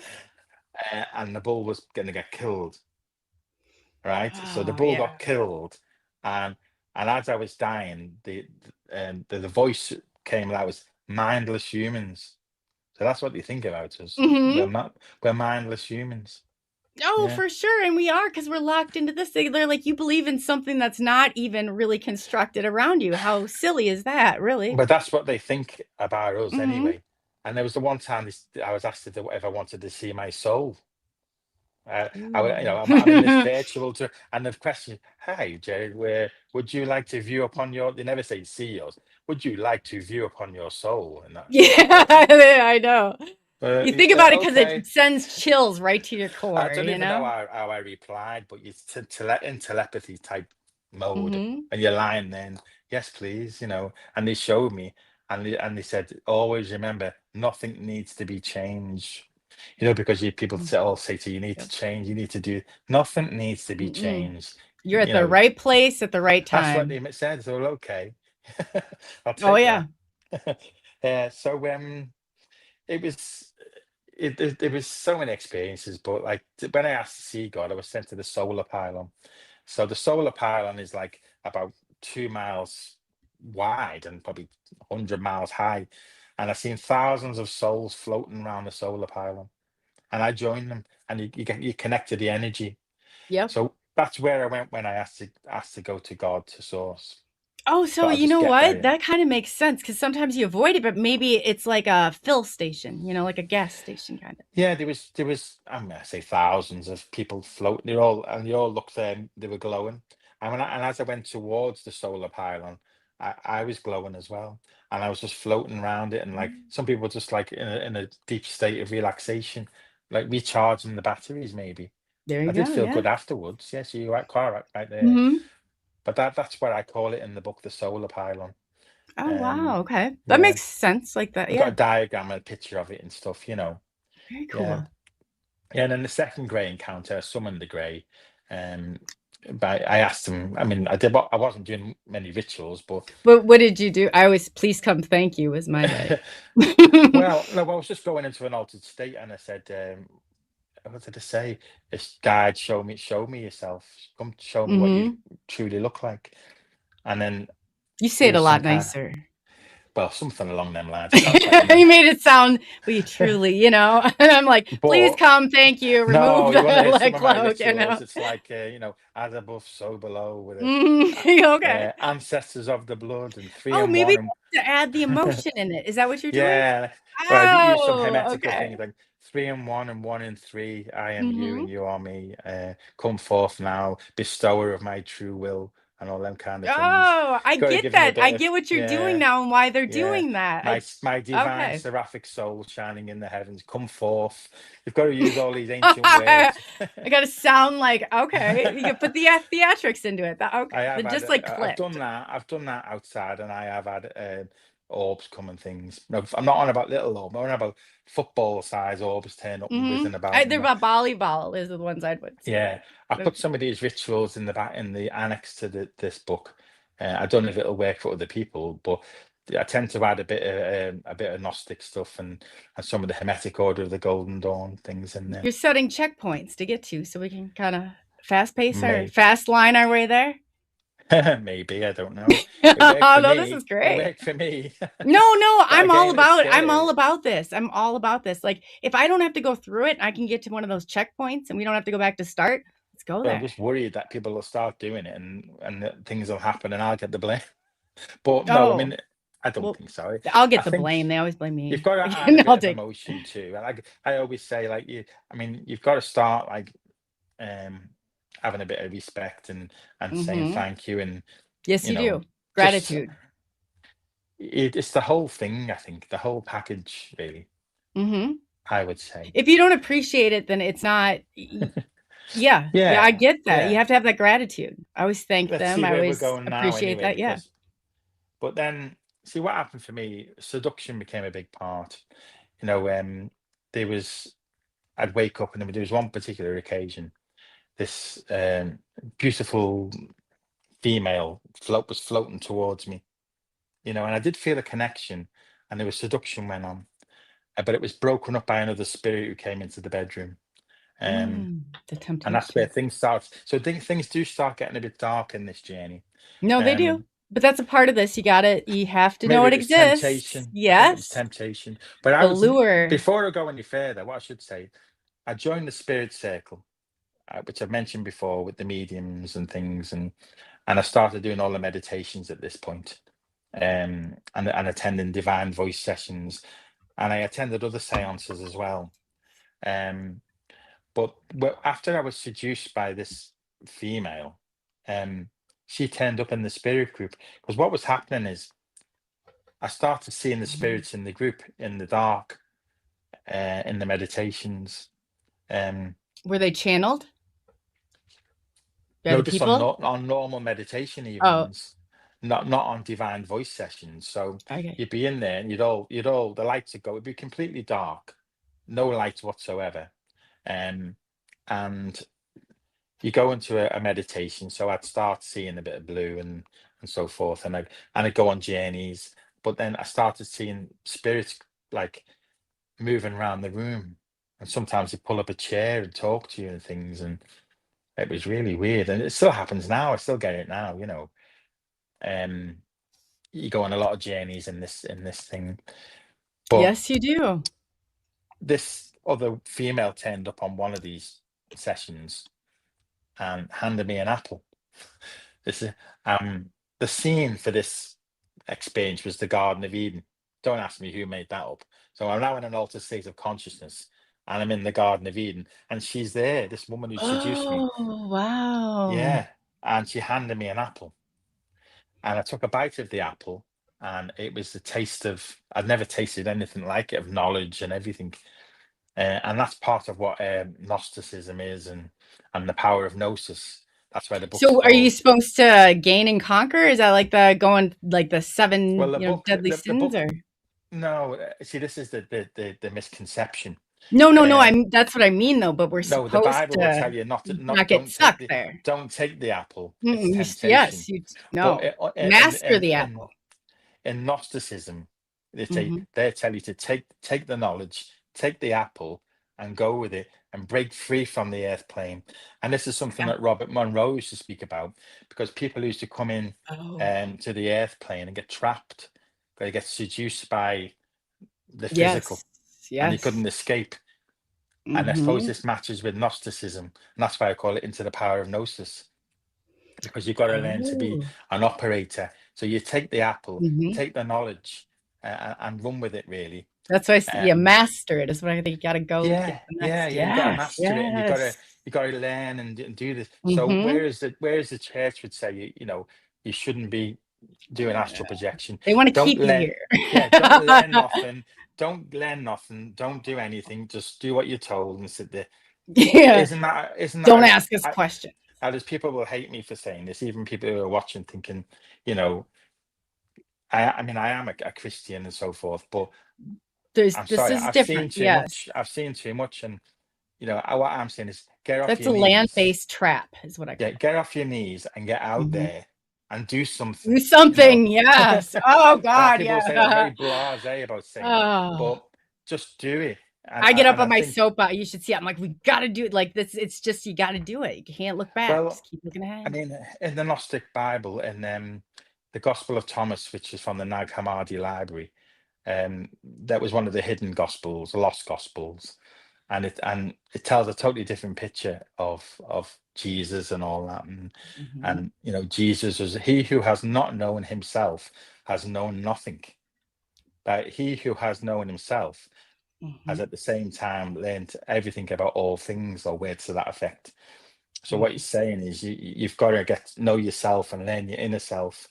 And I think Know your what they're not, strengths better than you know, or know your yes, weaknesses better than you know your strengths. Like you yeah, got to know this, but that accept was it, the and move it. Gnostic thing. The whole Yeah. Gnostic thing, which they tried to get rid of. These are the first Christians. That was about getting out the body. It was about ascending and learning and mastering this. That's what they taught, apparently. I mean, so I started thinking about that then. But she offered me the apple. I took the apple, and then she said to me, they will want. What did she say? They will Yeah, you have come, a and trade-off. Yeah. they will want what you've just learned. That's what she said. Yeah. So she That's wasn't where all your bad. bargaining chips come from. Right there is where you have a place of bargaining. Well, I don't know about that. I'd probably just give it away. I don't tend to find. No, no, no. But No, I'm saying in the spirit realm, that's how I kind of hack the system a little bit. They want it. okay. I got it. Let's trade. That's it. Well, yeah, yeah, I suppose so. But I mean, joining the spirit group was a good move, because I was meeting other people, and I was sort of doing learning to meditate. And a lot of people weren't having the experiences that I was having, but they didn't know, I suppose, that I tried to tell them that I'd done the astral traveling, but I don't think they were really listening. Yeah. So I started getting a lot of messages from people. Yeah. So yeah, we the next experience I had, really, I was trapped in a beam of light. So Mm. I was out the body, and I had a voice say, they want to see you. And he said it twice, actually. So I went out, and I got stuck in a beam, a solid light interface, we call it. So we think, I'm only going to say this because I feel that a lot of people who think they're in the beam of light and they're under the craft think it's a physical experience. And it may be, I'm not saying it's not. But we know from the free study with Hernandez and Mitchell, I know you know about that, don't you? Hmm. About the free survey. Yes. 75% of all contact with NHI is non-physical. I mean, Steve Miller actually told me it was 96%. Oh but I'm yeah. just going to say 75. Steve's been on about Uh, 5 times. I talk to him a lot I behind know. the Well, scenes. Yeah. ask him what percentage of contact with NHI is actually physical, and he said 96% is non-physical. Mhm. So that's why what I'm talking about is quite important, Very because important. what I'm talking about is part of the 96%. OBEs, astral Mm. projection, altered states. Do you know what I mean? Yes. So it's fairly important, because this is probably going to be the kind of contact that you're going to have, unless Mm. you're in that 0.4% or whatever. I don't know. Oh, it's interesting. But anyway, I was in this beam of light, and I knew what was going on. I could see the craft above me, and I chose not to go because I felt it was quite intrusive. So Mhm. I have a safe location. Part of the OBE plan is to have a safe location to be able to teleport to. I have It's a like a spot. seed I have, ejector, like, get out of there. yeah, I haven't really. I mean, well, part of the abilities of OBEs is the telepathy and teleportation's another one. Movements by the mind. Oh, Uh, it's harder than people think to master, oh but yeah, yeah. yeah. But Yeah. it didn't work anyway on that occasion. I think. I mean, I woke up the next day and I don't know what happened. Maybe they did take me. I don't know. But the point I'm making is, I knew I was in the astral body, of course. But a lot of people, if you didn't know, would think they were in the physical body. So you know where I'm going. You get people who say, Yes. "Well, I was taken and I seen the brain and they took me." I'm not saying you weren't, but in my opinion, you may not know the difference. Because if No. I wasn't trained in OBEs, and I would probably have thought that I was in my body, you know. So it's feasible to say, but I don't want to sort of tell But anyone when what you they were keep doing. So stuck in those terms and you can't let go of that part of it, you're not going to get yeah, past it. Oh, wow. yeah. But when, on that occasion, I didn't go on the craft because I felt, last time I was invited on board and trapped me in a beam. But Dolly Saffron, I know you know Dolly. Yes, I do. Um, she said, "No, you've done the right thing not going, because that wasn't a sentient craft. That was someone trying to hack in on you. They wouldn't do that to you." Mm. But I did get an apology, actually. There was a message I got off one of the mediums who, again, knew nothing about what had happened. And I got a message in the spirit group saying they apologized for trying to, Is what that did like they say? the temptation, the lure, trying to lure you in? Well, no, they said they apologized for the beam of light or something like that. I can't remember what they said. Um, but then that was like the Doty message, because, like did I tell you before? I was at the conference in Blackpool speaking to Richard, and he told me about the Roswell crash. He done a Mm. talk on this anyway. So after the talk, I asked him about the headpiece they were supposed to wear, and he Mm. said they wore a headband to fly the craft, and they had grooves in the on the panel. And then Oh. about 4 days later, I was at the spirit circle, and one of the mediums said, "I've got a message for you." And he says, "Tell Jed he doesn't need the helmet. He can do it with his mind alone." And I swear to God, um, I don't speak to them there about all this, because one, they're not interested. Well, maybe they are, The but training wheels. no, in the spirit group, they turn up and we Mhm. do what we do. Do you know what I mean? They don't know Yeah. a lot about this side of me. Um, but also, I hadn't mentioned anything about meeting Richard, and his talk about the helmet or the band, whatever they wear. It's like a headpiece, they call it. Yeah. I They've always raised it. told, like, sometimes you have to think that, but release it because you need it to visualize to get there. But Yeah. that's, it's But not they're really what you saying, need. but the spirits were saying, we don't need that. Or at least I don't Mhm. need that. But I'm assuming humans No. don't need it. Humans can do it with their mind alone. Mhm. Sometimes Fly it's the like craft. training wheels is what I mean. Like, Yeah. if I envision it, it helps me to believe it to get Mm. there, but then it's nothing I really need to keep on. Well, going back I'm thinking maybe that was part of being on the craft, and they're trying to get certain Mhm. humans to be able to, because in Grand Cameron's book Right.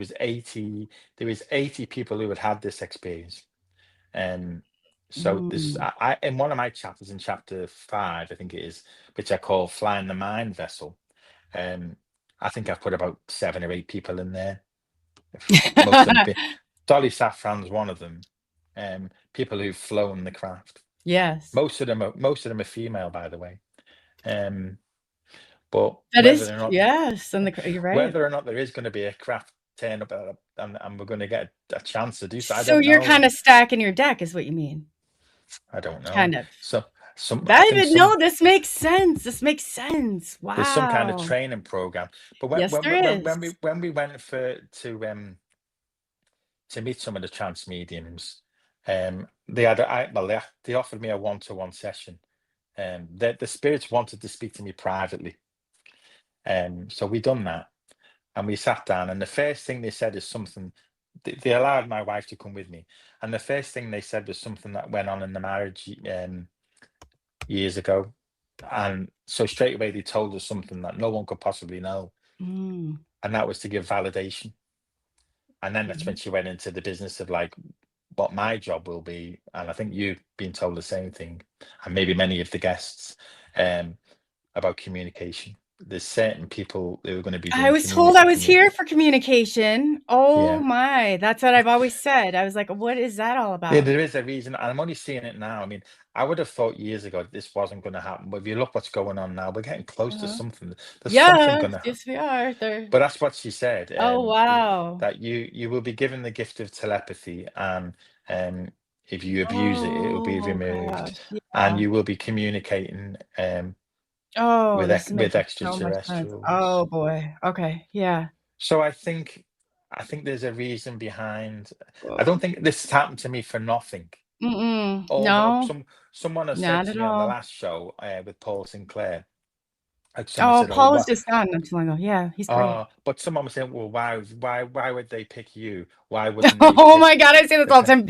My question too. Why me? Great question. Let's move on Yes, with but our day. then It they say, well, happened. why wouldn't they pick the president or someone? Yeah, I But you know. know, when we factor in It that, has to happen to somebody, okay? That's what I always say. Like, well, I've what happened to be I the one. said, my answer was, well, it's not as if I've ran with the baton. So maybe they dangle the carrot for a lot of people, Mhm. and certain people will grab the baton and run with it, which I certainly did. But then I also think that maybe some people are more suitable DNA wise and Oh for this gosh, job. We're all good yeah. at different things, aren't we? You know, there's certain things aren't. Yeah, I So I know. don't I really I know think we know where why. we're I going mean, with this. Yes, yes. yeah, there may be a reason, but also if we Mhm. factor in the fact that we've had multiple lives, then being a president or whatever doesn't really. Mhm. They're not. I don't think these entities care what rank you are or what, but they're not bothered. They only Mm-mm. see. Like what the frequency is and what Yeah, oh, the agreements. freak oh, yeah, yeah. I Oh think, god. but again, I always say I could be wrong. I No, don't you're know. right. This is where I'm at with But stuff. Are you there other people involved? Like, so when you say, oh my mm. God, I think I know what you're talking about. I got you. Wow, this guy. well, I got you. but you see, the experience I had before this life, Mhm. when I was brought in, I was told I had to come in, because there's something going to go off. Oh, The yeah, I know what you're talking about. anyone with any, Oh but god, yeah. the problem is they told me that I was a warlock in the previous life. Now this is going to get weird. I No, think because I'd been in a spiritual sort of, yeah. and a warlock is obviously a male witch type character, you in a past life. So there's something to do with the DNA. I don't Mhm. really know, but there's a Oh reason god, why. yeah. So this is going to sound quite occultist, No, but no, I think yeah, go ahead. maybe they're just using whatever antennas they can now because there's something. It was like all hands on deck sort of thing. They wanted Mhm. more people down here to do this because it's gonna be a shift. Yeah. Are Does you that gonna make shift sense? it? Is it I don't know. the I'm scared, really. I know, me too. Because it's Oh all my good. god. It's like it's all good fun at the time, going out the body and Oh, it's whizzing around. great, but when it And really hits one strikes home, side of like me, right now, I'm like, I have the chills. I can't even I was oh, hoping this wasn't one true. side of me Oh my thought, god. one side of me was thinking, um, still thought of it as maybe not real and all that. But then we've had things in the house, like for example, I've been in the spirit group and I've said, give me the voices, and I've repeated it for 5 minutes. And I've come home and my wife's been at the door. I've just had voices in the kitchen in Hebrew, or Latin or something. Oh And God. all of a sudden, it's coming home. I've had chandeliers swinging. We've had like you're Oh seeing my a God. lot in this, and you know when it comes home, and when you Oh see them man. with the physical eyes, Hmm. all of a sudden it rings home that I'm messing with not messing with it, but Yeah. something real going on here, you know. But Oh at yeah. first, you sort of put it and think, oh, maybe it's just me. You know, I don't know. We're all scared to let go of our physical crutch. Oh That we God. live in this physical world with our crutch, and are you ready to let go? I don't, and it does scare me thinking about that. Like, because when I know people think about Mhm. if they did turn up, um, what would it really be like? And you know, it's all right thinking of it in one, But but when it it's a actually big. happens, you better, yeah, oh yeah. Because Oh when we yeah. question our whole place in the universe and our connection to the spirit world, I mean, I know Graham Hancock calls them uh, spiritual vehicles, and they're vehicles to the spirit world. And that's one of the things I discuss in chapter 2, because I mean, I'll come on to this now. I've been in a seance with Stuart Alexander. I don't know if you've ever heard of him. Mm-mm. He's the world's most seasoned physical medium, Stuart Alexander. Whitley Strieber's been in with him too. Oh, okay. Um, but you know, I've seen the materializations in the room of people, trumpets flying around the room, and levitation, all those things, apportation. So I came out of that seance, um, and so did my wife. After seeing physical material in front of your eyes, Hmm. spirit physically materialize, then I started thinking, you know, they used our energy to produce that, and the medium gets. Absolutely. If you think about like Bernadette in the cave, 1858, wherever it was, she was carried out of the cave sometimes because the entity that was forming would take energy from the sitter. You follow me? It's Yes, like I when you do. get the Oz, but Hmm. when a craft comes, if you think of the S4 craft, it's got its own power supply. It doesn't drain the sitters. The sphere of influence around the Oh, the craft, city. Okay. the entities don't tend to go far from it. So they're coming into our dimension, and they have to stay near the Mm. craft, and the craft has got a lot of power Right. supply, so it The doesn't need to. core. So whereas the spirits take the energy from us, the higher dimensional beings don't need to take our energy because they've got the craft. So in chapter 2, I call it Oh. the engine room of reality. Oh, Right. wow. Okay. So they're the it's like a frequency, the defrequency, the lowering the frequency, decelerating into our. I mean, have you ever held on a port, a gifted item, Hmm. maybe a feather or something? Sometimes Yes. they're reported to be warm stone if it drops or whatever.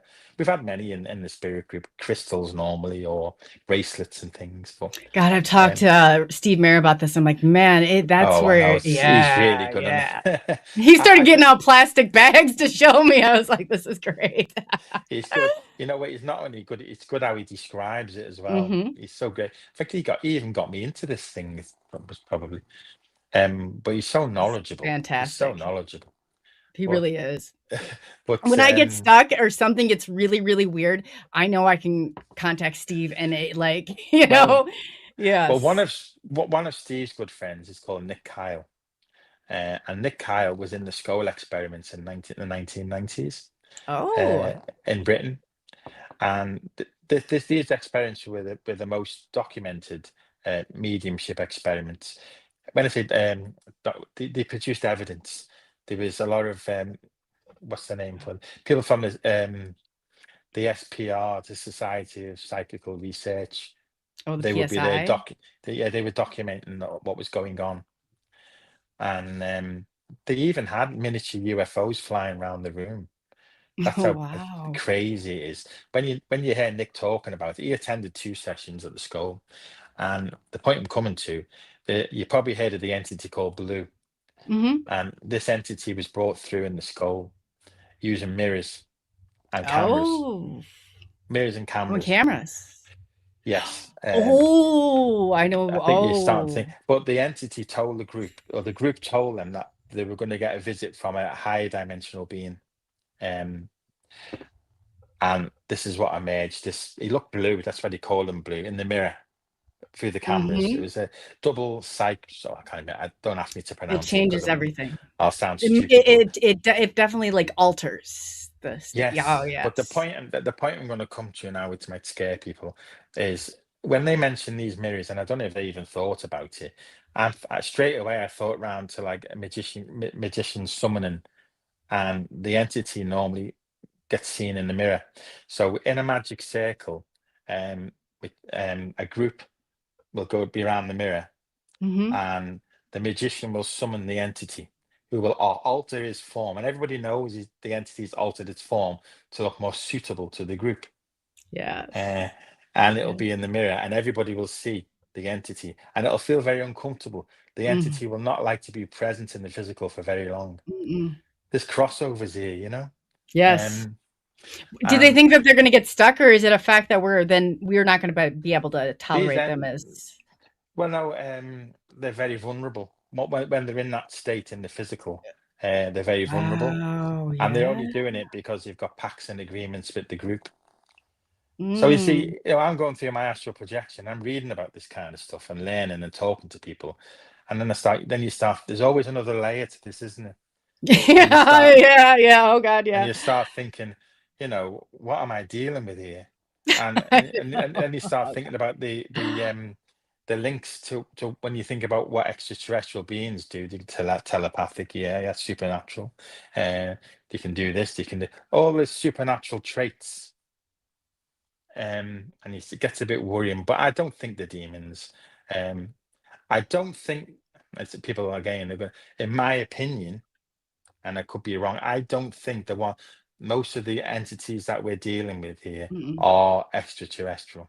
No way. Um, I'm No pretty, way. I I think like, we have to encase them. Like, you know what I mean? Like, we have to put yeah, them in a little category. We have to. That's what I trick my head. I'm like, okay, so if I give it a name, so I start naming in my head just to get yeah, past them. You have to get through them. yeah. I think most of them, there may be real extraterrestrials coming here, but I Oh, think most definitely. of what we're dealing with might not be, and they could be interdimensional, if you like. Yeah, But the absolutely. modalities they're using to get here, I'm saying it is the same as what the spirits use, but they have more Okay. power. That's where I'm going with that. I Um, got you. Okay, now that makes sense. I so got that's you. what I've introduced to. And I had a professor messaging me, like I thought. So I messaged him back and said, "Listen, mate," I said, "I work on the railway. I'm an ex-soldier. I'm not a physicist. I don't. It's just an idea, and Hmm. I don't know for sure, but." But you're testing it out. That's These are the kind of things that keep me up at cool. night. So You have to though. Like sometimes I say that I can see somebody I can yeah. talk to them. I can tell that where they're at on this journey because it's Well, like you go back, there's certain things that everybody goes through and you say, and mm, then I'm kind of like, yeah, yeah, yeah. Somebody's on, but I'm like, okay, they're at this stage. I can kind of put them into what stage that they're in. oh well, they told me the mediums told me about the books. They said, be careful because too much too soon for people. Yeah. Like I remember after the last show I done, like someone was saying, "Oh, this guy's too far out," and I've got to go and drive a train tomorrow or whatever. I have I to say, you know I have what? to That's your programming telling you that. You'll be there yeah. when you get through it. Don't worry about it. Yeah. Oh, I'm I not say, worried. let them What have their if problems. the problem I've got is I talk about these things now like it's just like nothing to me. Do you know what I mean? Hmm. But for other people, I've got to understand that this may be knocking them off their perch a bit too. Right. I don't want to disrupt anybody, but and one of the I things was like a the tic tac, disruptor. yeah, I can see I was that. born a disruptor. That's good. That's good. Yes, yes. That's what But I'm here even for.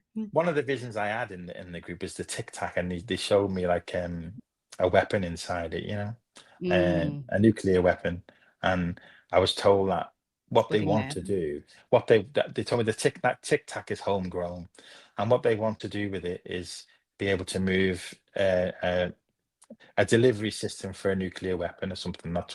That's one thing that was shown, and that sounds quite bad, doesn't it? But you know, No, when you I think think of of it. things different though. I see this a little bit different than probably Yeah, most people do. I'm with yeah. you out there on the weirdness, so that's I okay. mean, I have had a lot of accurate visions, but when you're in the Hmm. group and I've given some messages which are accurate, and then you've had a vision as well about the tic tac being, I start thinking, well, he showed me that was right and that was right. So I don't know, maybe Don't you it think is you've true. said things along the way? I always think like I call them points of reflection Yeah, because in yeah. my head, like I might have Mm, this set up because I know at this period of time and this time coming up that I'm going to have to do this. So I always like that point so you can. mm.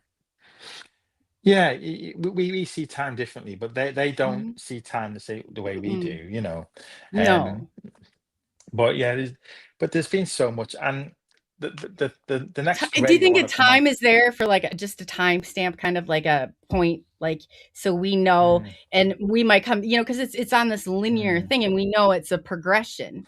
It's So it's linear kind of for like us. yes, but Well, not I you guys. think out of the box all the time, and I think, well, maybe they knew what's going to go on in the future, so that's why they came to me when I was a kid, when I was a That's exactly, child. yeah. But maybe Yeah, it was you that put that checkpoint up because you knew why you had to come here, and you knew you just have to meet ping some people maybe around within the next year. We're all going to exactly. start to come together for that frequency, so you can change it. But that's Well, could that's be what the me. mediums told me. The craft that I seen when I was 7 came from the same place, this inner Earth place. And then I Yes, start thinking these bases, which they think are on Earth, but they're at the there you bottom of the go. sea. I mean, I don't know if that's what they are. I don't know. They don't tell you But everything. no, they don't, and they give you. I'm like, Very why am I here for careful. communication? Can we be a little more specific? No, you got Well, to they go told on that me. journey then.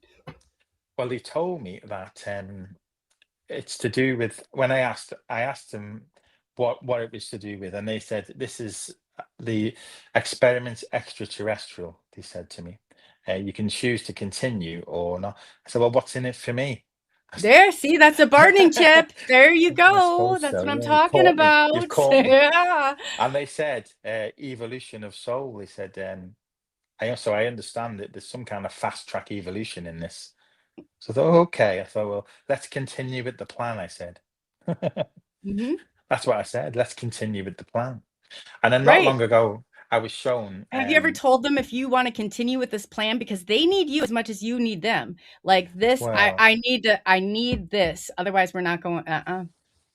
or maybe I should start asking for You stuff should since check it, try it out, and let me know if it well, yeah, works for you. maybe I've It's messed up I've been because very like successful I with this. find myself they invited me to this villa one time and there was a pool and there was beautiful bubbling away and I thought, oh, this is nice. And I sat down and the guide called Stuart came in and he sat next to me and he said to me, do you like this? I said, yeah, it's lovely. He says, you can have all this.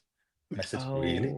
Oh, And I said, no, what you're do all I right, got to mate. give for it? No, Yeah, here's. straight away, I said, no, you're okay. I said, give the money to the kids. I said, you could probably put 100, 200 kids through their education. I don't need it. I said, and that was it. Mm-mm. And then I told the wife the next day, I said, you stupid idiot. No, You should that's have a take the money. yeah. But no, No, that's how I don't felt. sell Because your soul right there. no, because I do pay money. I do put some kids through education in Sure. Africa.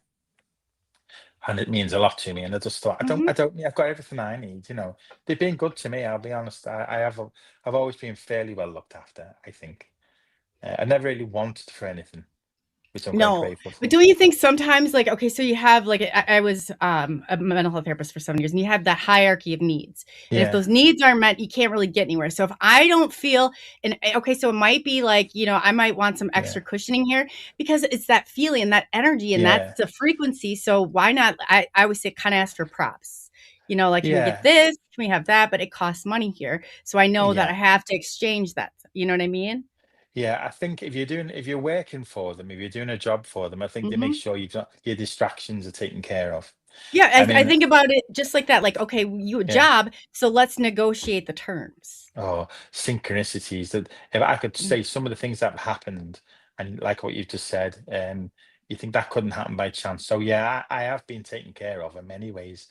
Um, and I think that's part if you were so distracted you couldn't do spiritual work, if you like, I'm you testing wouldn't out be able to do making it. demands for this. If But we I want to don't go even any know that I'm further, doing I don't even know that I'm doing spiritual work.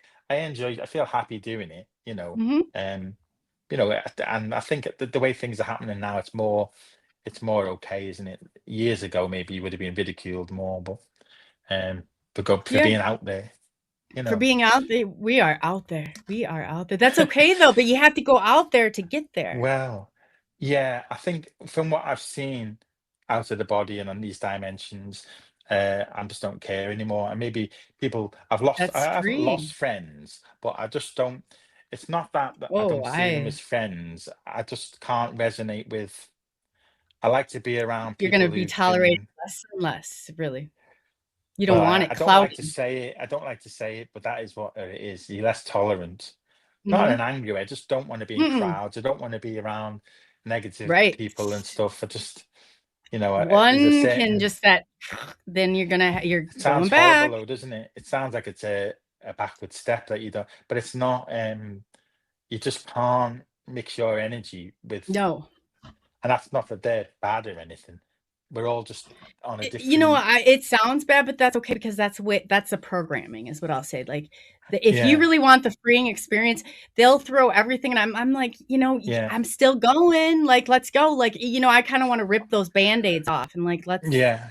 that's the way I am. But But one of the things they did tell me though, in case I forget to say it, one of the big messages I had was about a new propulsion system that will be given to humans.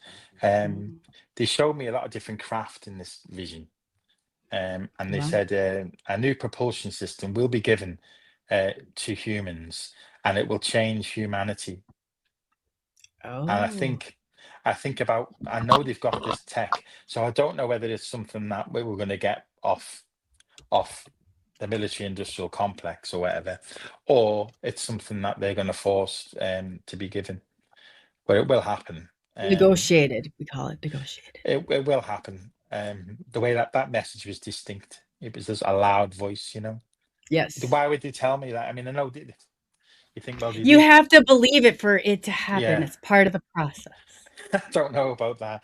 Mm, In many ways, you have to. The law of attraction has to be yes. given, and that's what we call Your law of patterning. attraction. Oh, you see, you're putting a nice term on this. I'm coming right out there, probably.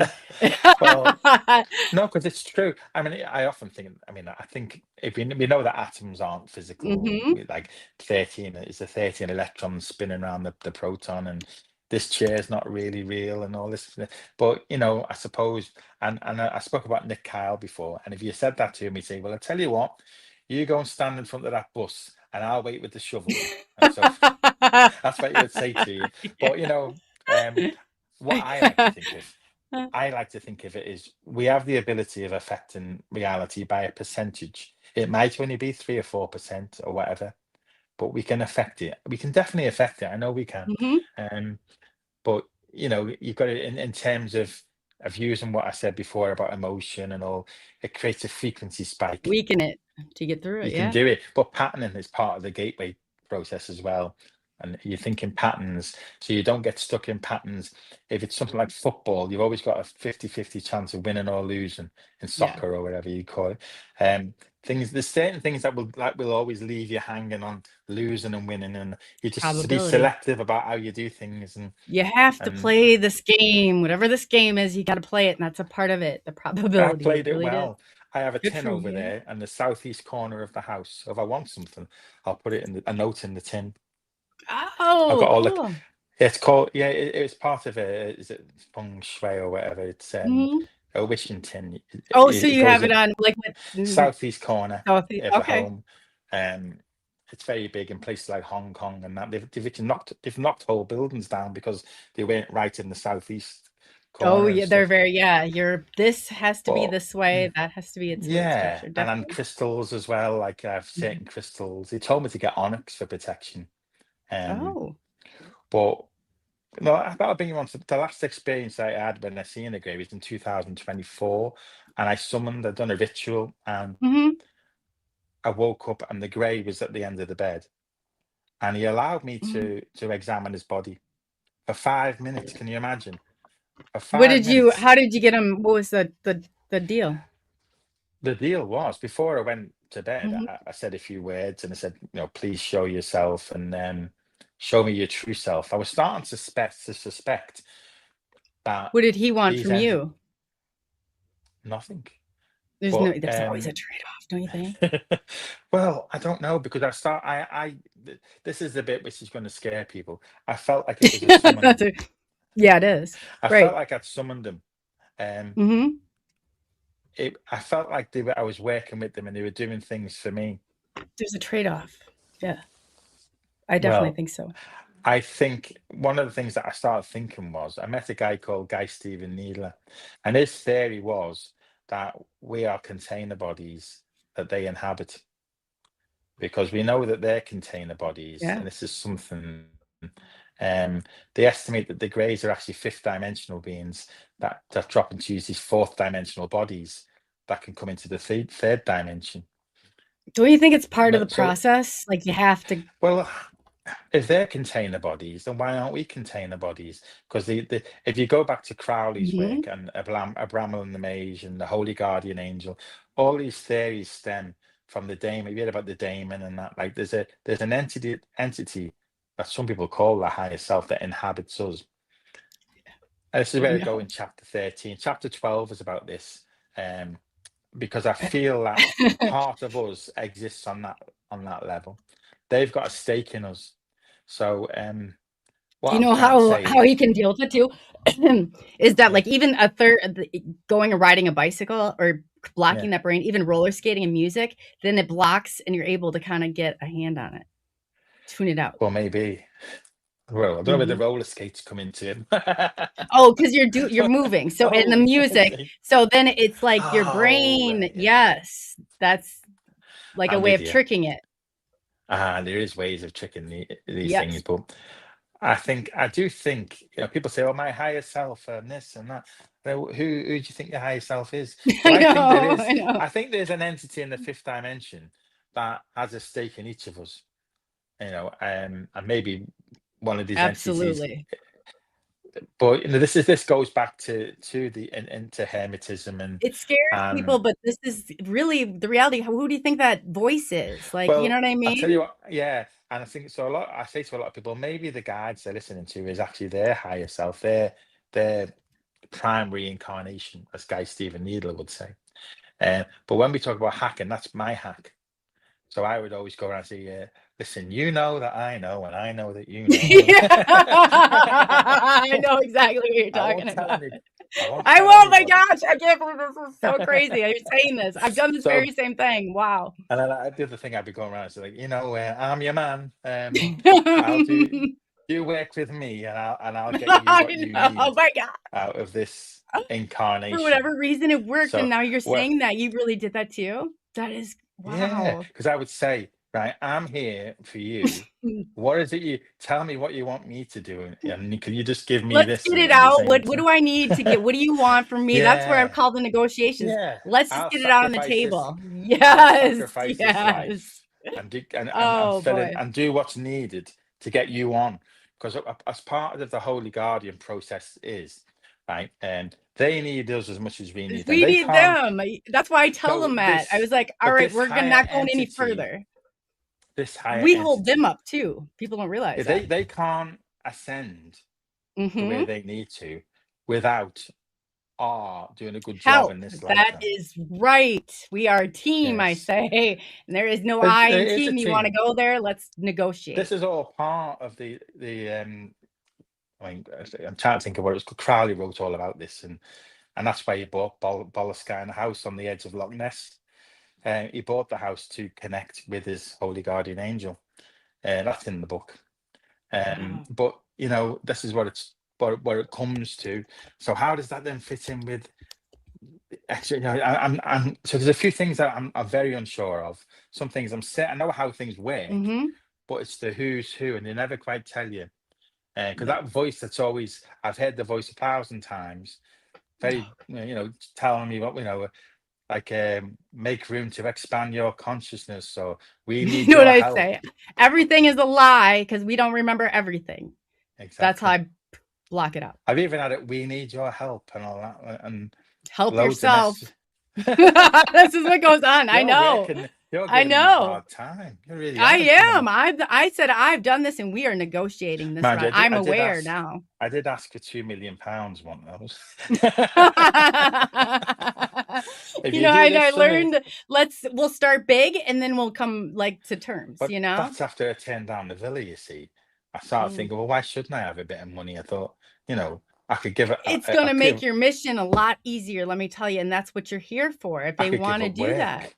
I could right? give up work. Mhm. So I don't know. I just trust that whatever they're doing, it's all right. You know, I just but I'm not. You know, I'm all right. I'm doing okay. But then there was another experience I had where this is to do with disclosure. I was taken. A hand came through and got me.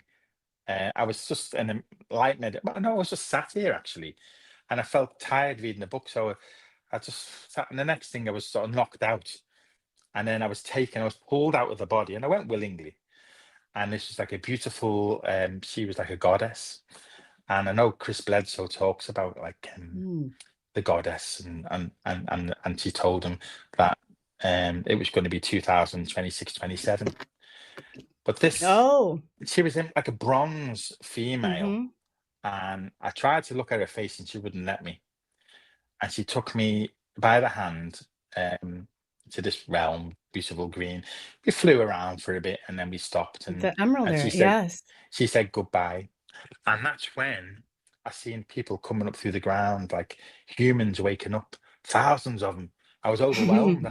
I pulled Oh, myself off the no. body, and It would be that hard when they actually do, we know they have to, but it's like to get there, but, yeah. like, when they actually do, that's scary, you're I right. think the message, what they were trying to say, is that humanity is going to wake up soon. Yes. And the likes of maybe you, me, and others are going to have to be here. I know, oh my god, So, that's such a forget point. about the money, forget about the cars. Really, you got a job on your hands, I'm afraid. There's I more. don't. This is getting painful. This is getting really painful. So I Oh think it's god. If coming. anybody That's only how I yeah. understood it. It I is think too, there's a you're big job. right. There's a big job on. They're very big. Do you know of the So others? the others, what's that? The other people. Oh, well, I Did you mean, find them? I'm looking too. I don't know. no, there's many people. I know quite a few, and I think you'll be doing this channel. And they'll probably know who they are, but no one likes to say it. And I don't know Mm-mm. if I am one of those people, but it seems to Oh, me this that year. they're trying to say to me, Oh god, I'm itching. This is so you've painful. You're got right. No, I'm now you just confirmed. Like I said, I'm proving this wrong. This is going to be wrong. This is not going to yeah, happen. And you just yeah, because well, you know oh the god. if this happens, the world's going to change. Oh Uh, yeah. and money is not going to be a big currency Mm-mm. anymore. I don't know. Oh god. It's just I don't know what would happen. So maybe they've primed a lot of people, and when it goes off, the full telepathy will come in, and like I said, because the last year or so, mine's been quite low. Oh, we're But in it too. Oh god. what happened was when the three beings of the hoods last met with me, Mm-hmm. um, after I turned down the money for the villa, and there was a load of other little tests, and then I got a voice saying, Gerard, he said, I was starting to have concerning thoughts about you, but you've passed. Well done. Good job. Then We got past the the next thing, checkpoint. but the next Yes. thing, I was in a cave, and the three hooded beings were there.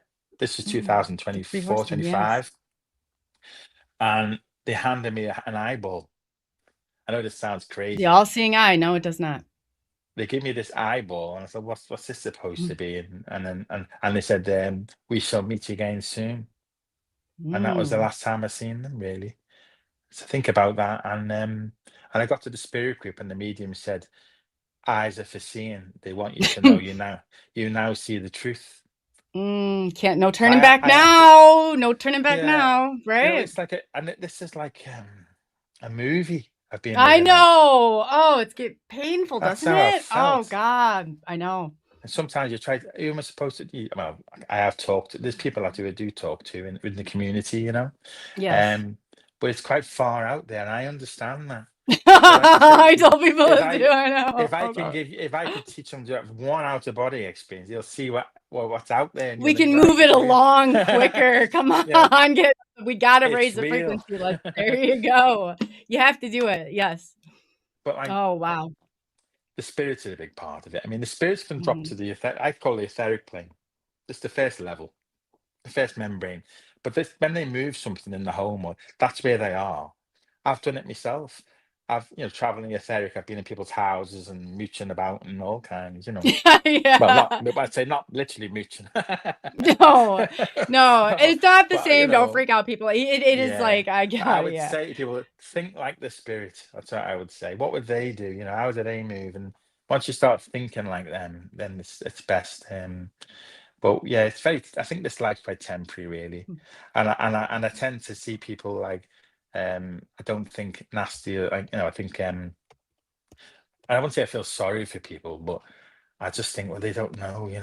Do they That's a actually great way know? to get through it. And Mm, when I really struggle for it, go back to those mm, words that yeah. you need to do that. You need to think that way to get through it. So if I have to, that's what I have to do to make this less painful. I'm willing to try it. Yeah. So I mean, for me now, you're not in the C5 community. You do your own Mm-mm. stuff. You have done, but I didn't know um, that this was all until I talked to James Gillick. I started putting some of the pieces together. I didn't yeah. have a name for it. Mm.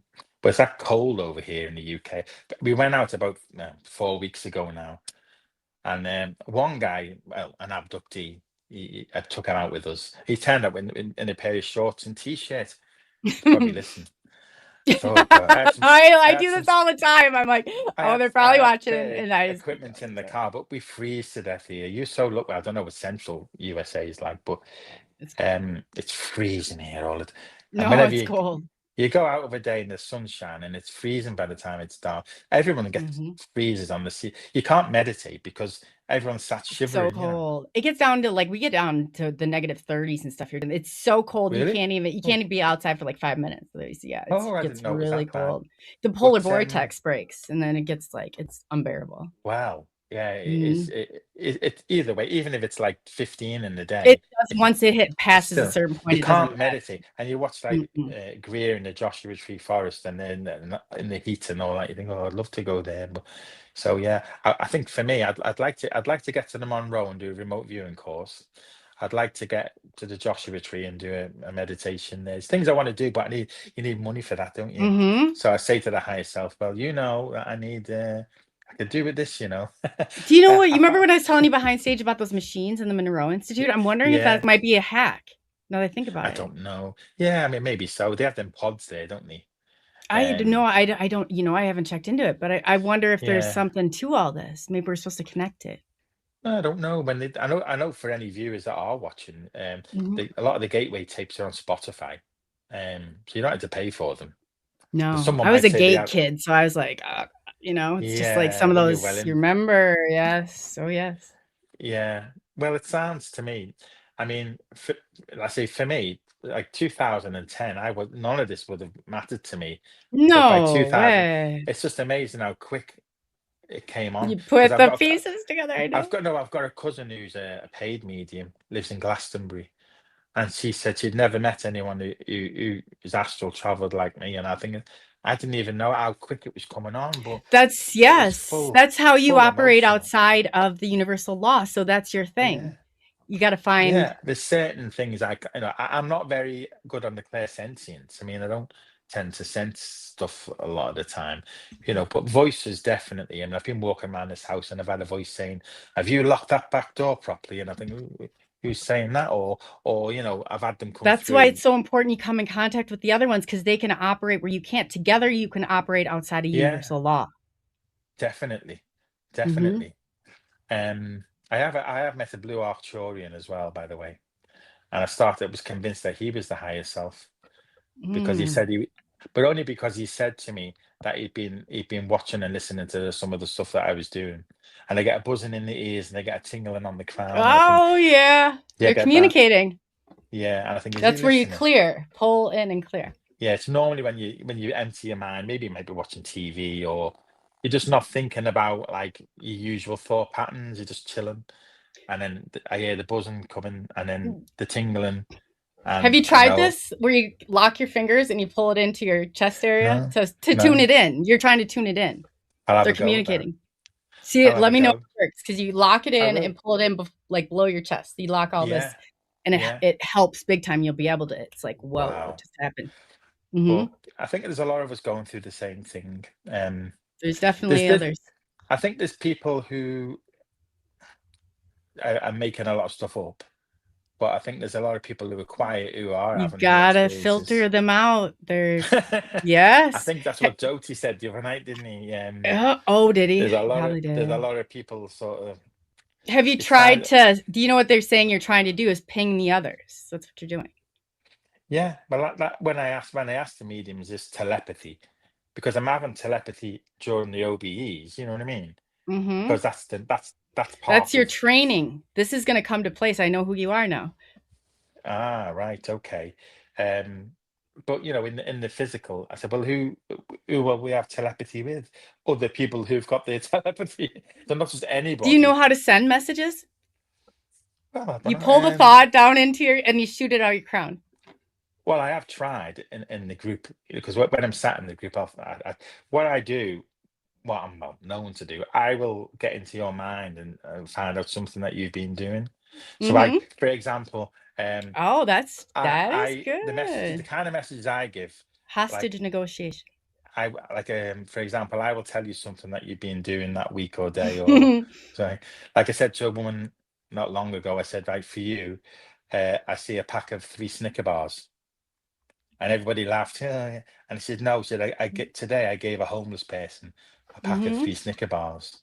So I've identified the person and told them something that no one could have You known. got to get them to I don't, believe because that's yeah. that's But that's what what I they need mean to is, do. it's like you're seeing things from their day, Hmm. But also, I mean, I'd like to be able to give more in-depth messages, but some of them are more like, I see an overlay of like American coins, and I'll say to someone, "Are you going to America?" "Oh yeah, we're going next week," or something. It's things like that, Yes. But But you I said want to like you said improve. before, they can't if you just tell them, they're not going to believe you. You got to get them to there because once they do, then you're Yeah, next it's level. evidential. It's Yes. evidential because there's always someone who'll say, "Oh yeah, is there a gentleman here? I've got someone with a pain in the chest," and Getting everyone them puts the hand. closer. Come But what I closer. mean is, it's very general. If you can Hmm. tell someone something accurate, Yes. then it brings them closer into to understanding. Like you were saying before, how you pull them in, that's kind of what it's doing. Yeah, yeah. But it's just another, for me, between the CE5, the astral projection, and the spiritualism, it's just hitting different areas. So as a researcher, I wanted to, so joining the OTO as well was just for me another element of seeing the magic side of it. So now we've got Hmm. the spiritualism, the seances and that, we've got the magicians, the magic side of it. And we're not talking about like the rabbit in the hat magic here. Hmm. This is ritualistic magic. With the Uh, K. yeah, and we've got the summoning from the CE5 and the astral project. So I'm just trying to cover all things because I need to know.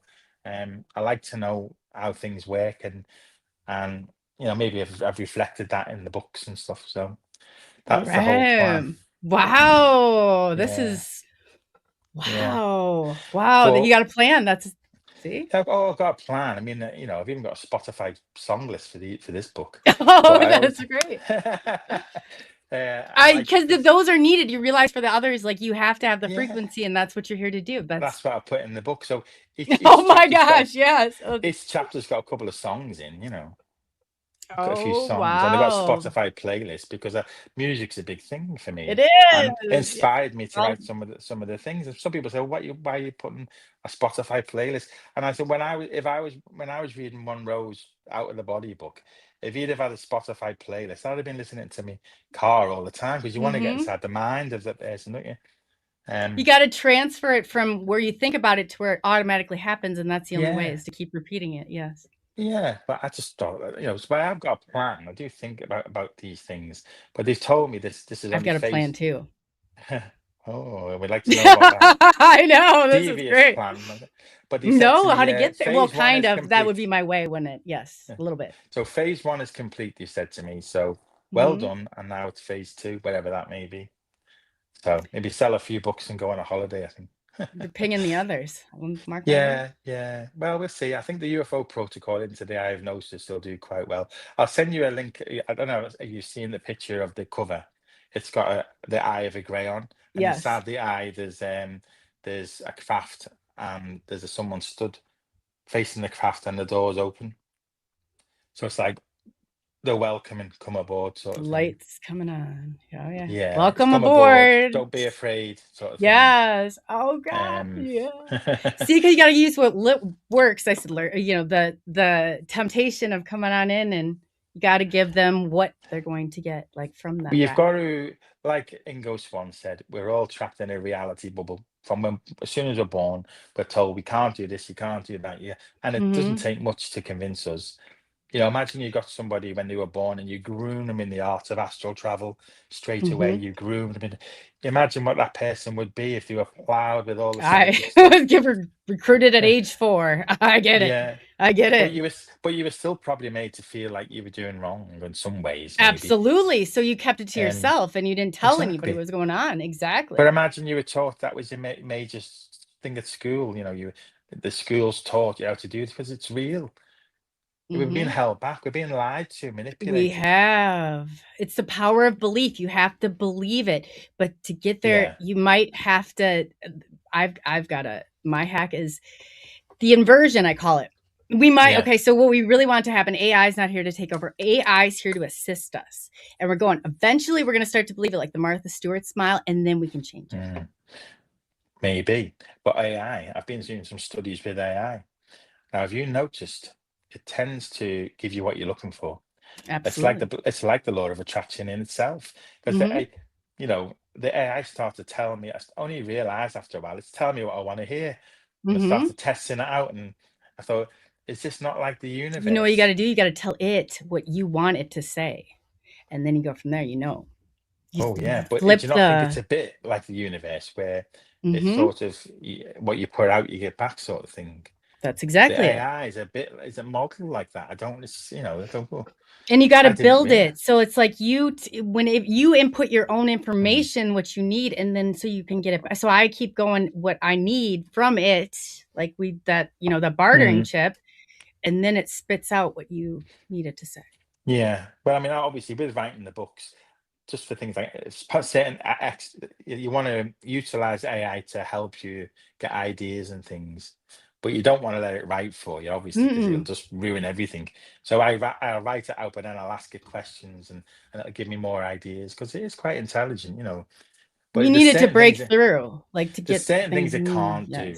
There's certain things it can't do, but I think it's a good tool. I've worked well with it. But eventually, if you don't get it and wrap your own, that's what is kind of, I think, the world. I think, okay, so AI is here, but what do you need it to do? So that's what I like my AI in my brain. So eventually, if you can get enough people to believe this, it will become, and it will collapse into a singularity, and then we can kind of branch out from there. I think one of the physicists, Giorgini, is his name now.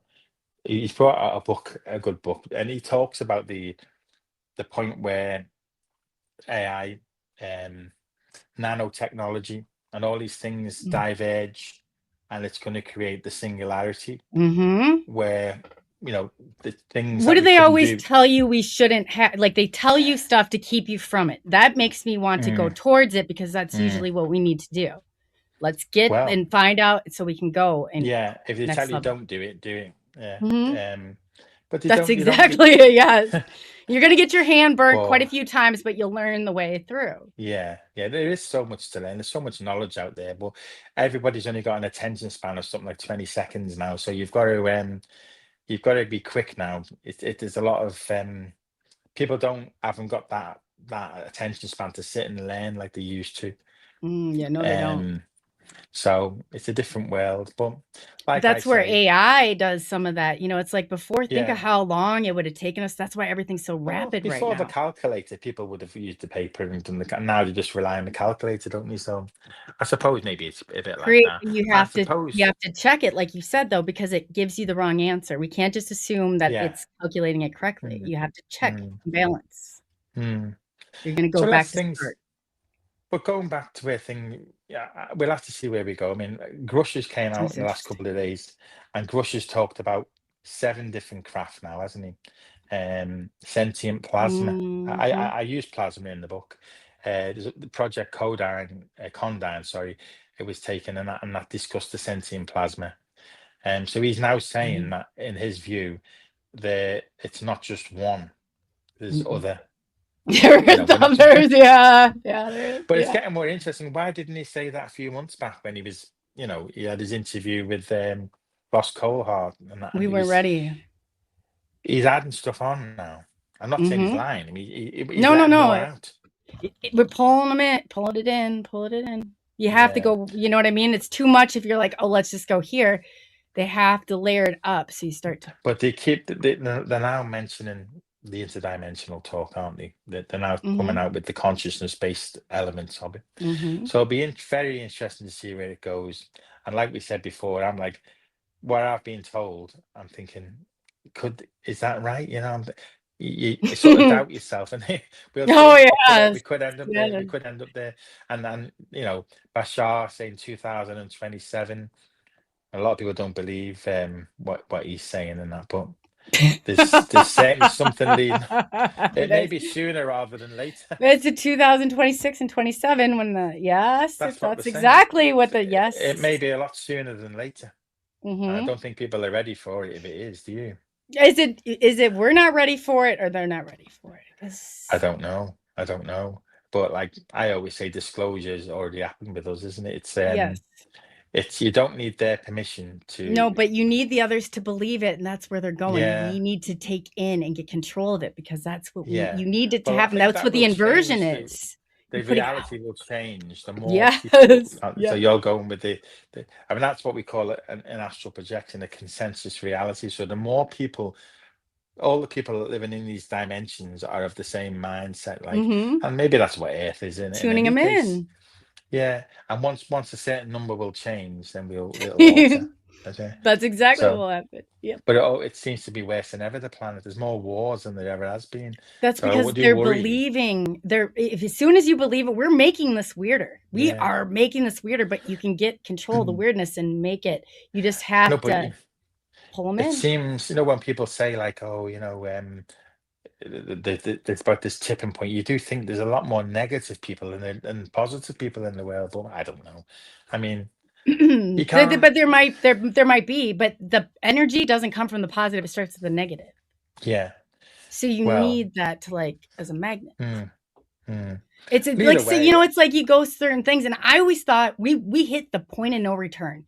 We have hit the point of no return, but that's what they want you to think. We just came to a point. We got to push them into. Now we know where it's going. Give them a push into it, then we can take it and make it you know what I'm saying? Either way, from what I'm gathering now, there's that much toothpaste out of the tube. You can't put it back in. It's happening whichever way they want. That's what we're being told, but we'll have to just wait and see, won't we? I'll carry on doing my thing now. I'll get this book out with the editor. She's doing some finalizing. The copy edit's being done. This is awesome. And as soon as I can get back to my OBEs now, that's the best. I just want to get back to my contact and communication like it was last. Wow. No, I bet you do, because it's can you feel uncomfortable to stay wonderful? here for a while. You know what I'm saying? Like, this is an uncomfortable place. Yeah. No, once you get the communication and once you feel, once when you're out the body and you're connecting with them, you do feel wonderful. You really do. You feel where you should be, and you're in the right place, The right place, So, right time. Yeah. That's But exactly in it. order to, I always say, all right, as happy as you are, you have to know as sad as you are, because you don't only do one without the other. Well, that's right. Yeah, you've got to have duality. Like when people And then you say, get "Well, the I'm Trinity. well, I've had other in one of the chapters I describe. I was taken to this group tried to recruit me. I know this sounds like an epic, but there was this group that has some control on the planet Earth. Tried to get me to give allegiance to this group, and this is in the etheric plane, in the astral, which I refused. And I said, I work with the light. And that was the end. I won't go into it. It'll take too long. But they're trying to contain you, right? Yeah. He said I should have been sacrificed as a child. That's what they said. Why do they want? You see, that's what I don't think. That makes sense, because if you do that, you're going it's going to take more time. But they do want you to. They want you out of here. They want you to sacrifice yourself. That's crazy. I have a mother. I think what he was saying is certain. They know they don't want this to happen. No, because they're controlling the elites on the planet, and they Hmm. charge, and they they will try and stop this by any means. And Absolutely. when they said sacrifice, they said that you should.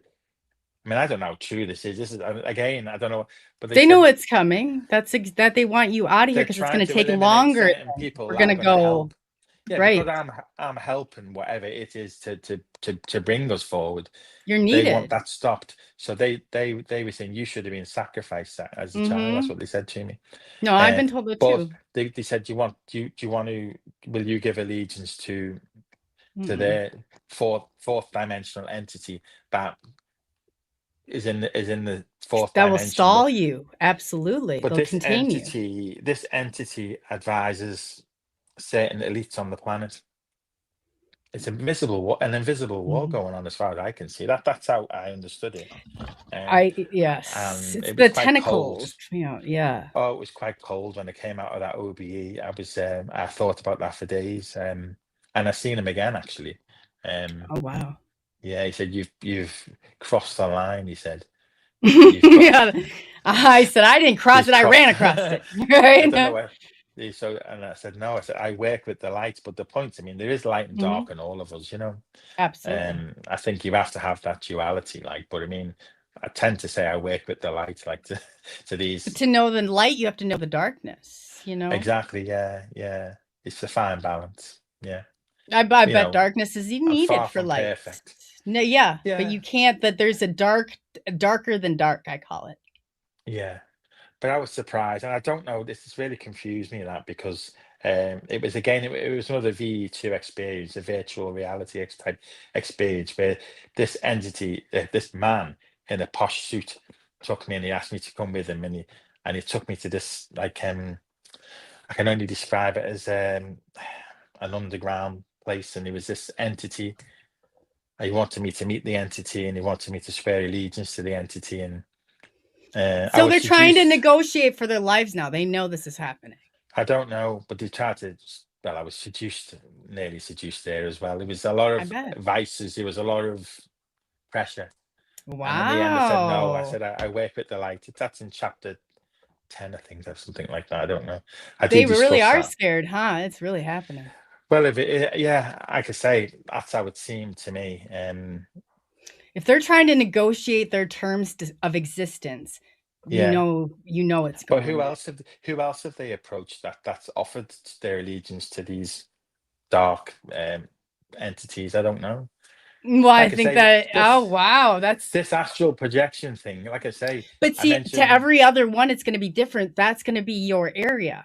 So they're going to come at different, they need different things from different people. They need you not to do something in that astral realm and operate out of the side of that universal law. So that's why they're going to come to you that way. Mine is going to be a little bit probably, different.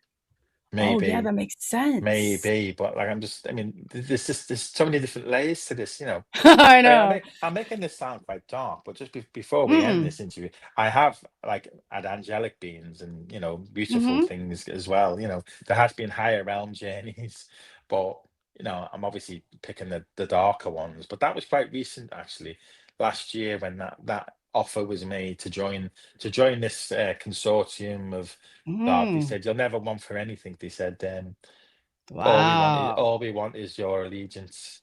You have to give allegiance, and they actually Did told they me say like what? Oh, they did. what I had to say. Yeah, they actually told. Oh, oh I wow. had to say certain words and They things, always, um, oh yeah. Oh wow. to give allegiance.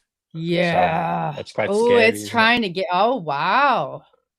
They're really Yeah. trying to stop it, huh? It's really happening. That tells me it's Well, really just happening. hold on a second. I'll just be there. Wow.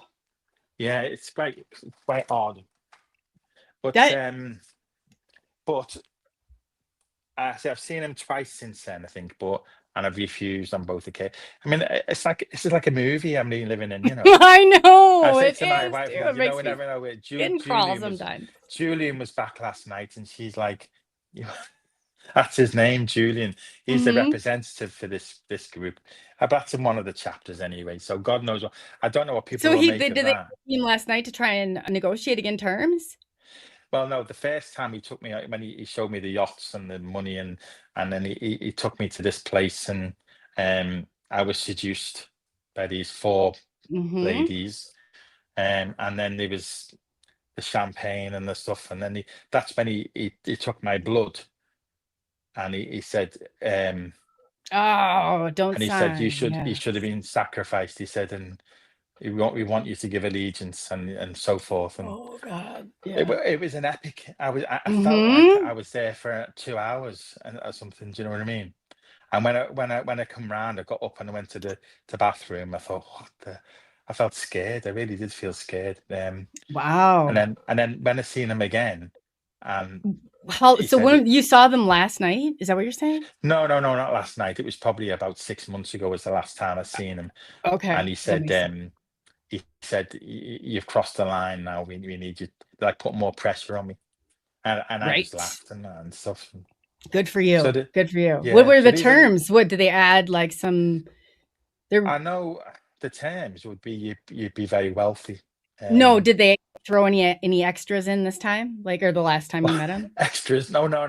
It was more abrupt. It was more It's panic more and like, more, if you don't do yeah. this, we're gonna This specific entity was becoming standing more behind me. desperate. The entity was stood behind me. I don't even remember how I got there, but I knew I had that feeling I was out the body, and the entity was behind me, and Julian was in front of me, and he said, "It's time. You've stepped over the line now. We need an answer now and stuff, and say these words." And I sensed the entity was behind me, and I said, "No." Ooh, do you know I who said the the same. entity is? What it is? Do you know what you're dealing with? I will say it's King Payman. He's a jinn. The ninth demon in the Ars Goetia. Oh, the 9. Oh boy, yes. Is he the ninth demon? Yeah, but he's actually a jinn entity. But then again, it might not be him, but because I've seen him before in the spirit group, actually. That's another story we'll save for another time. But we have to do a part 2, Jed. Like, can we do a part 2, please? But I'm making this astral projection sound really dark. No, but this is what you have to do to get to the light. I know. No, it's becoming more desperate to survive. This is telling. It does fit in with that. The journey that I've got seems to be building to something. Right. Survival. We think about the craft experience. If we think about all the things, it does look like it's leading to something. I can only. It's quite scary to think. I can only assume that it's coming. It's soon. I know. It's really happening. I didn't want to believe it either. I was there. I was like, I'm proving it wrong. And you just proved it right. I've got my pension plans planned, for a while. I'm sorry, Joe, that money's not going anywhere. You got a job to do here. You got a job to do. Caribbean cruise. Oh, no God. Play. Oh, I don't know. I didn't want to believe it was true either. I didn't. Yeah, but it is. We'll see. I don't know. Maybe we'll be sat here again in 10 years and nothing will happen. But it's different this time. I think it is. Me too. I know. Right before this interview, you know what I said? Why is it different this time? And I don't know, but it is. That's all I know. And if I'm going to go any further, before I got on this, I said, we're going to renegotiate terms. You're going to make this right before this. And I didn't understand it until just right now. Well, I'm a bit cheaper than you. I just found I want to go on a cruise. I think. I don't know. I want a good holiday really before it all kicks off. So yeah. I need a holiday. You got more than a holiday of bargaining chips here. Bargaining chips like this. Well, this is way bigger than a holiday. Chips. Maybe I need to start using some of these chips. They work because in this system, unfortunately, we're told it doesn't. It doesn't. But on this frequency, it works. Yeah. So you have to visualize. You know what I'm saying? Yeah. I've paid a bit of a price for all this. It comes with a big price. There's always a trade-off. This is and that's what I said. People don't realize it. I'm like, when you start to see all of what this really is, and you start to know. I've been in the group, and I remember some of the mediums says, whatever it is you want, I said, you're going to get it. That's what one of the mediums said to me. See? I said, how do you know that? Well, she said, I seen a cake with the big cherry on the top. That was and she knows that means the cherry means you're going to get whatever it is you want. You I've better been get quite well those looked after. negotiation terms in order. What do I want? Yeah, I can't tell you what I want. That's exactly it. I know Mm, specifically what I want and what I need. Like where I yeah, plan like, yeah, so I can get it. Let's go. Like I know it's time. And I right. unfortunately I tell myself to get there, to pull it in. I'm gonna prove it right or wrong. So I'm going all Yeah, in on this, hopefully to prove myself wrong. But unfortunately, it's been coming true. yeah. I don't like it either. I don't. The Well, grand I scheme of think, things, but I know. I don't yeah. know. I don't know what I'm saying, but you know. Well, I know what you know. I know what you think, you know. I Oh don't know. I god. know something, but Right. we're heading somewhere fast anyway. And my earphones are running out now, so I I'll have know. It's to been honestly, this has been probably we'll this do a has been an part two excellent. soon.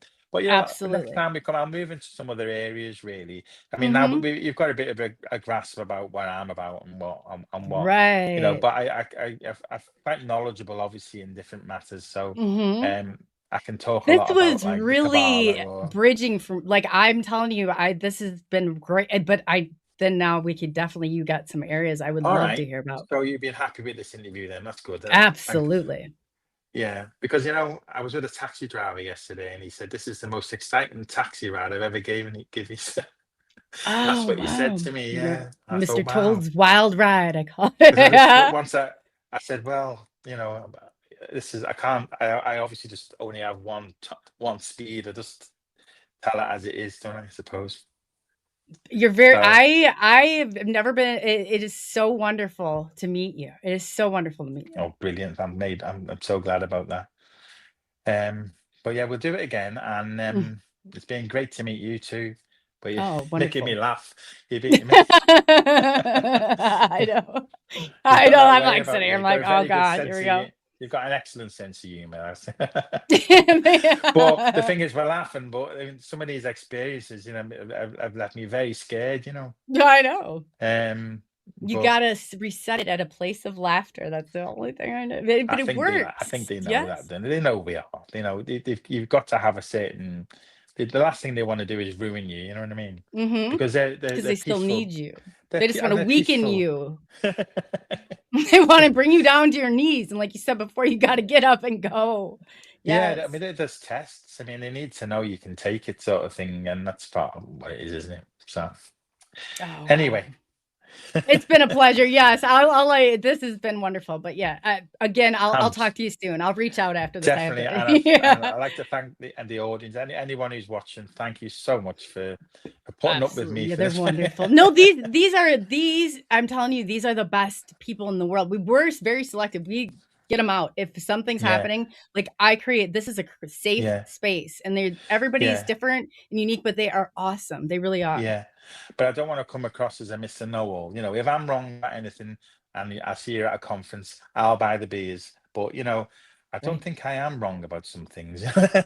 I say the I've same I've thing. got a Right. few good pieces of the jigsaw what I've seen, and and there's more. I'll tell you more next time. Oh, till next There's time always then. more. There's always more. Yeah, I look forward to it. And we'll let you get going. Well, But yes, like the again, mediums thank you told me, so much. a piece at a time. Um, you know, Pull it that's what closer. they said.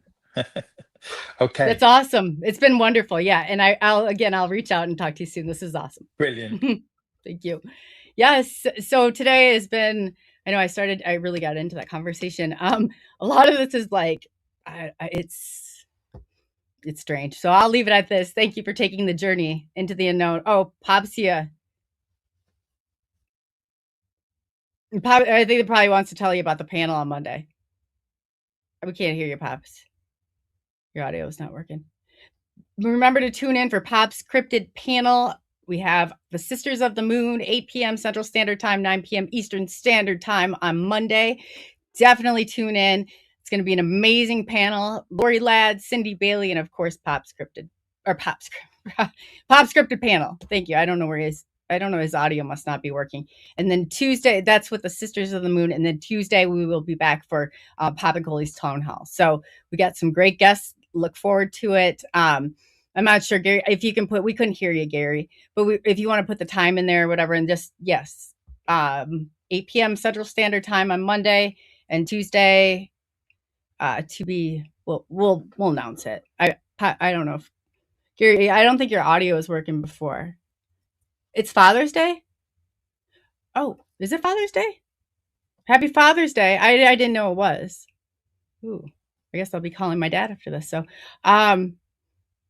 is it Father's Day, Pops? We can't hear you. I don't think your audio is working. I'll assume he's right on. Is it Father's Day? It's Father's Day, I guess. Okay. Yeah, I don't know either. But thank you for taking the journey into the unknown. I'm Coley, also known as ColeyUFO. And yeah, we're definitely calling it a day. So see you next time.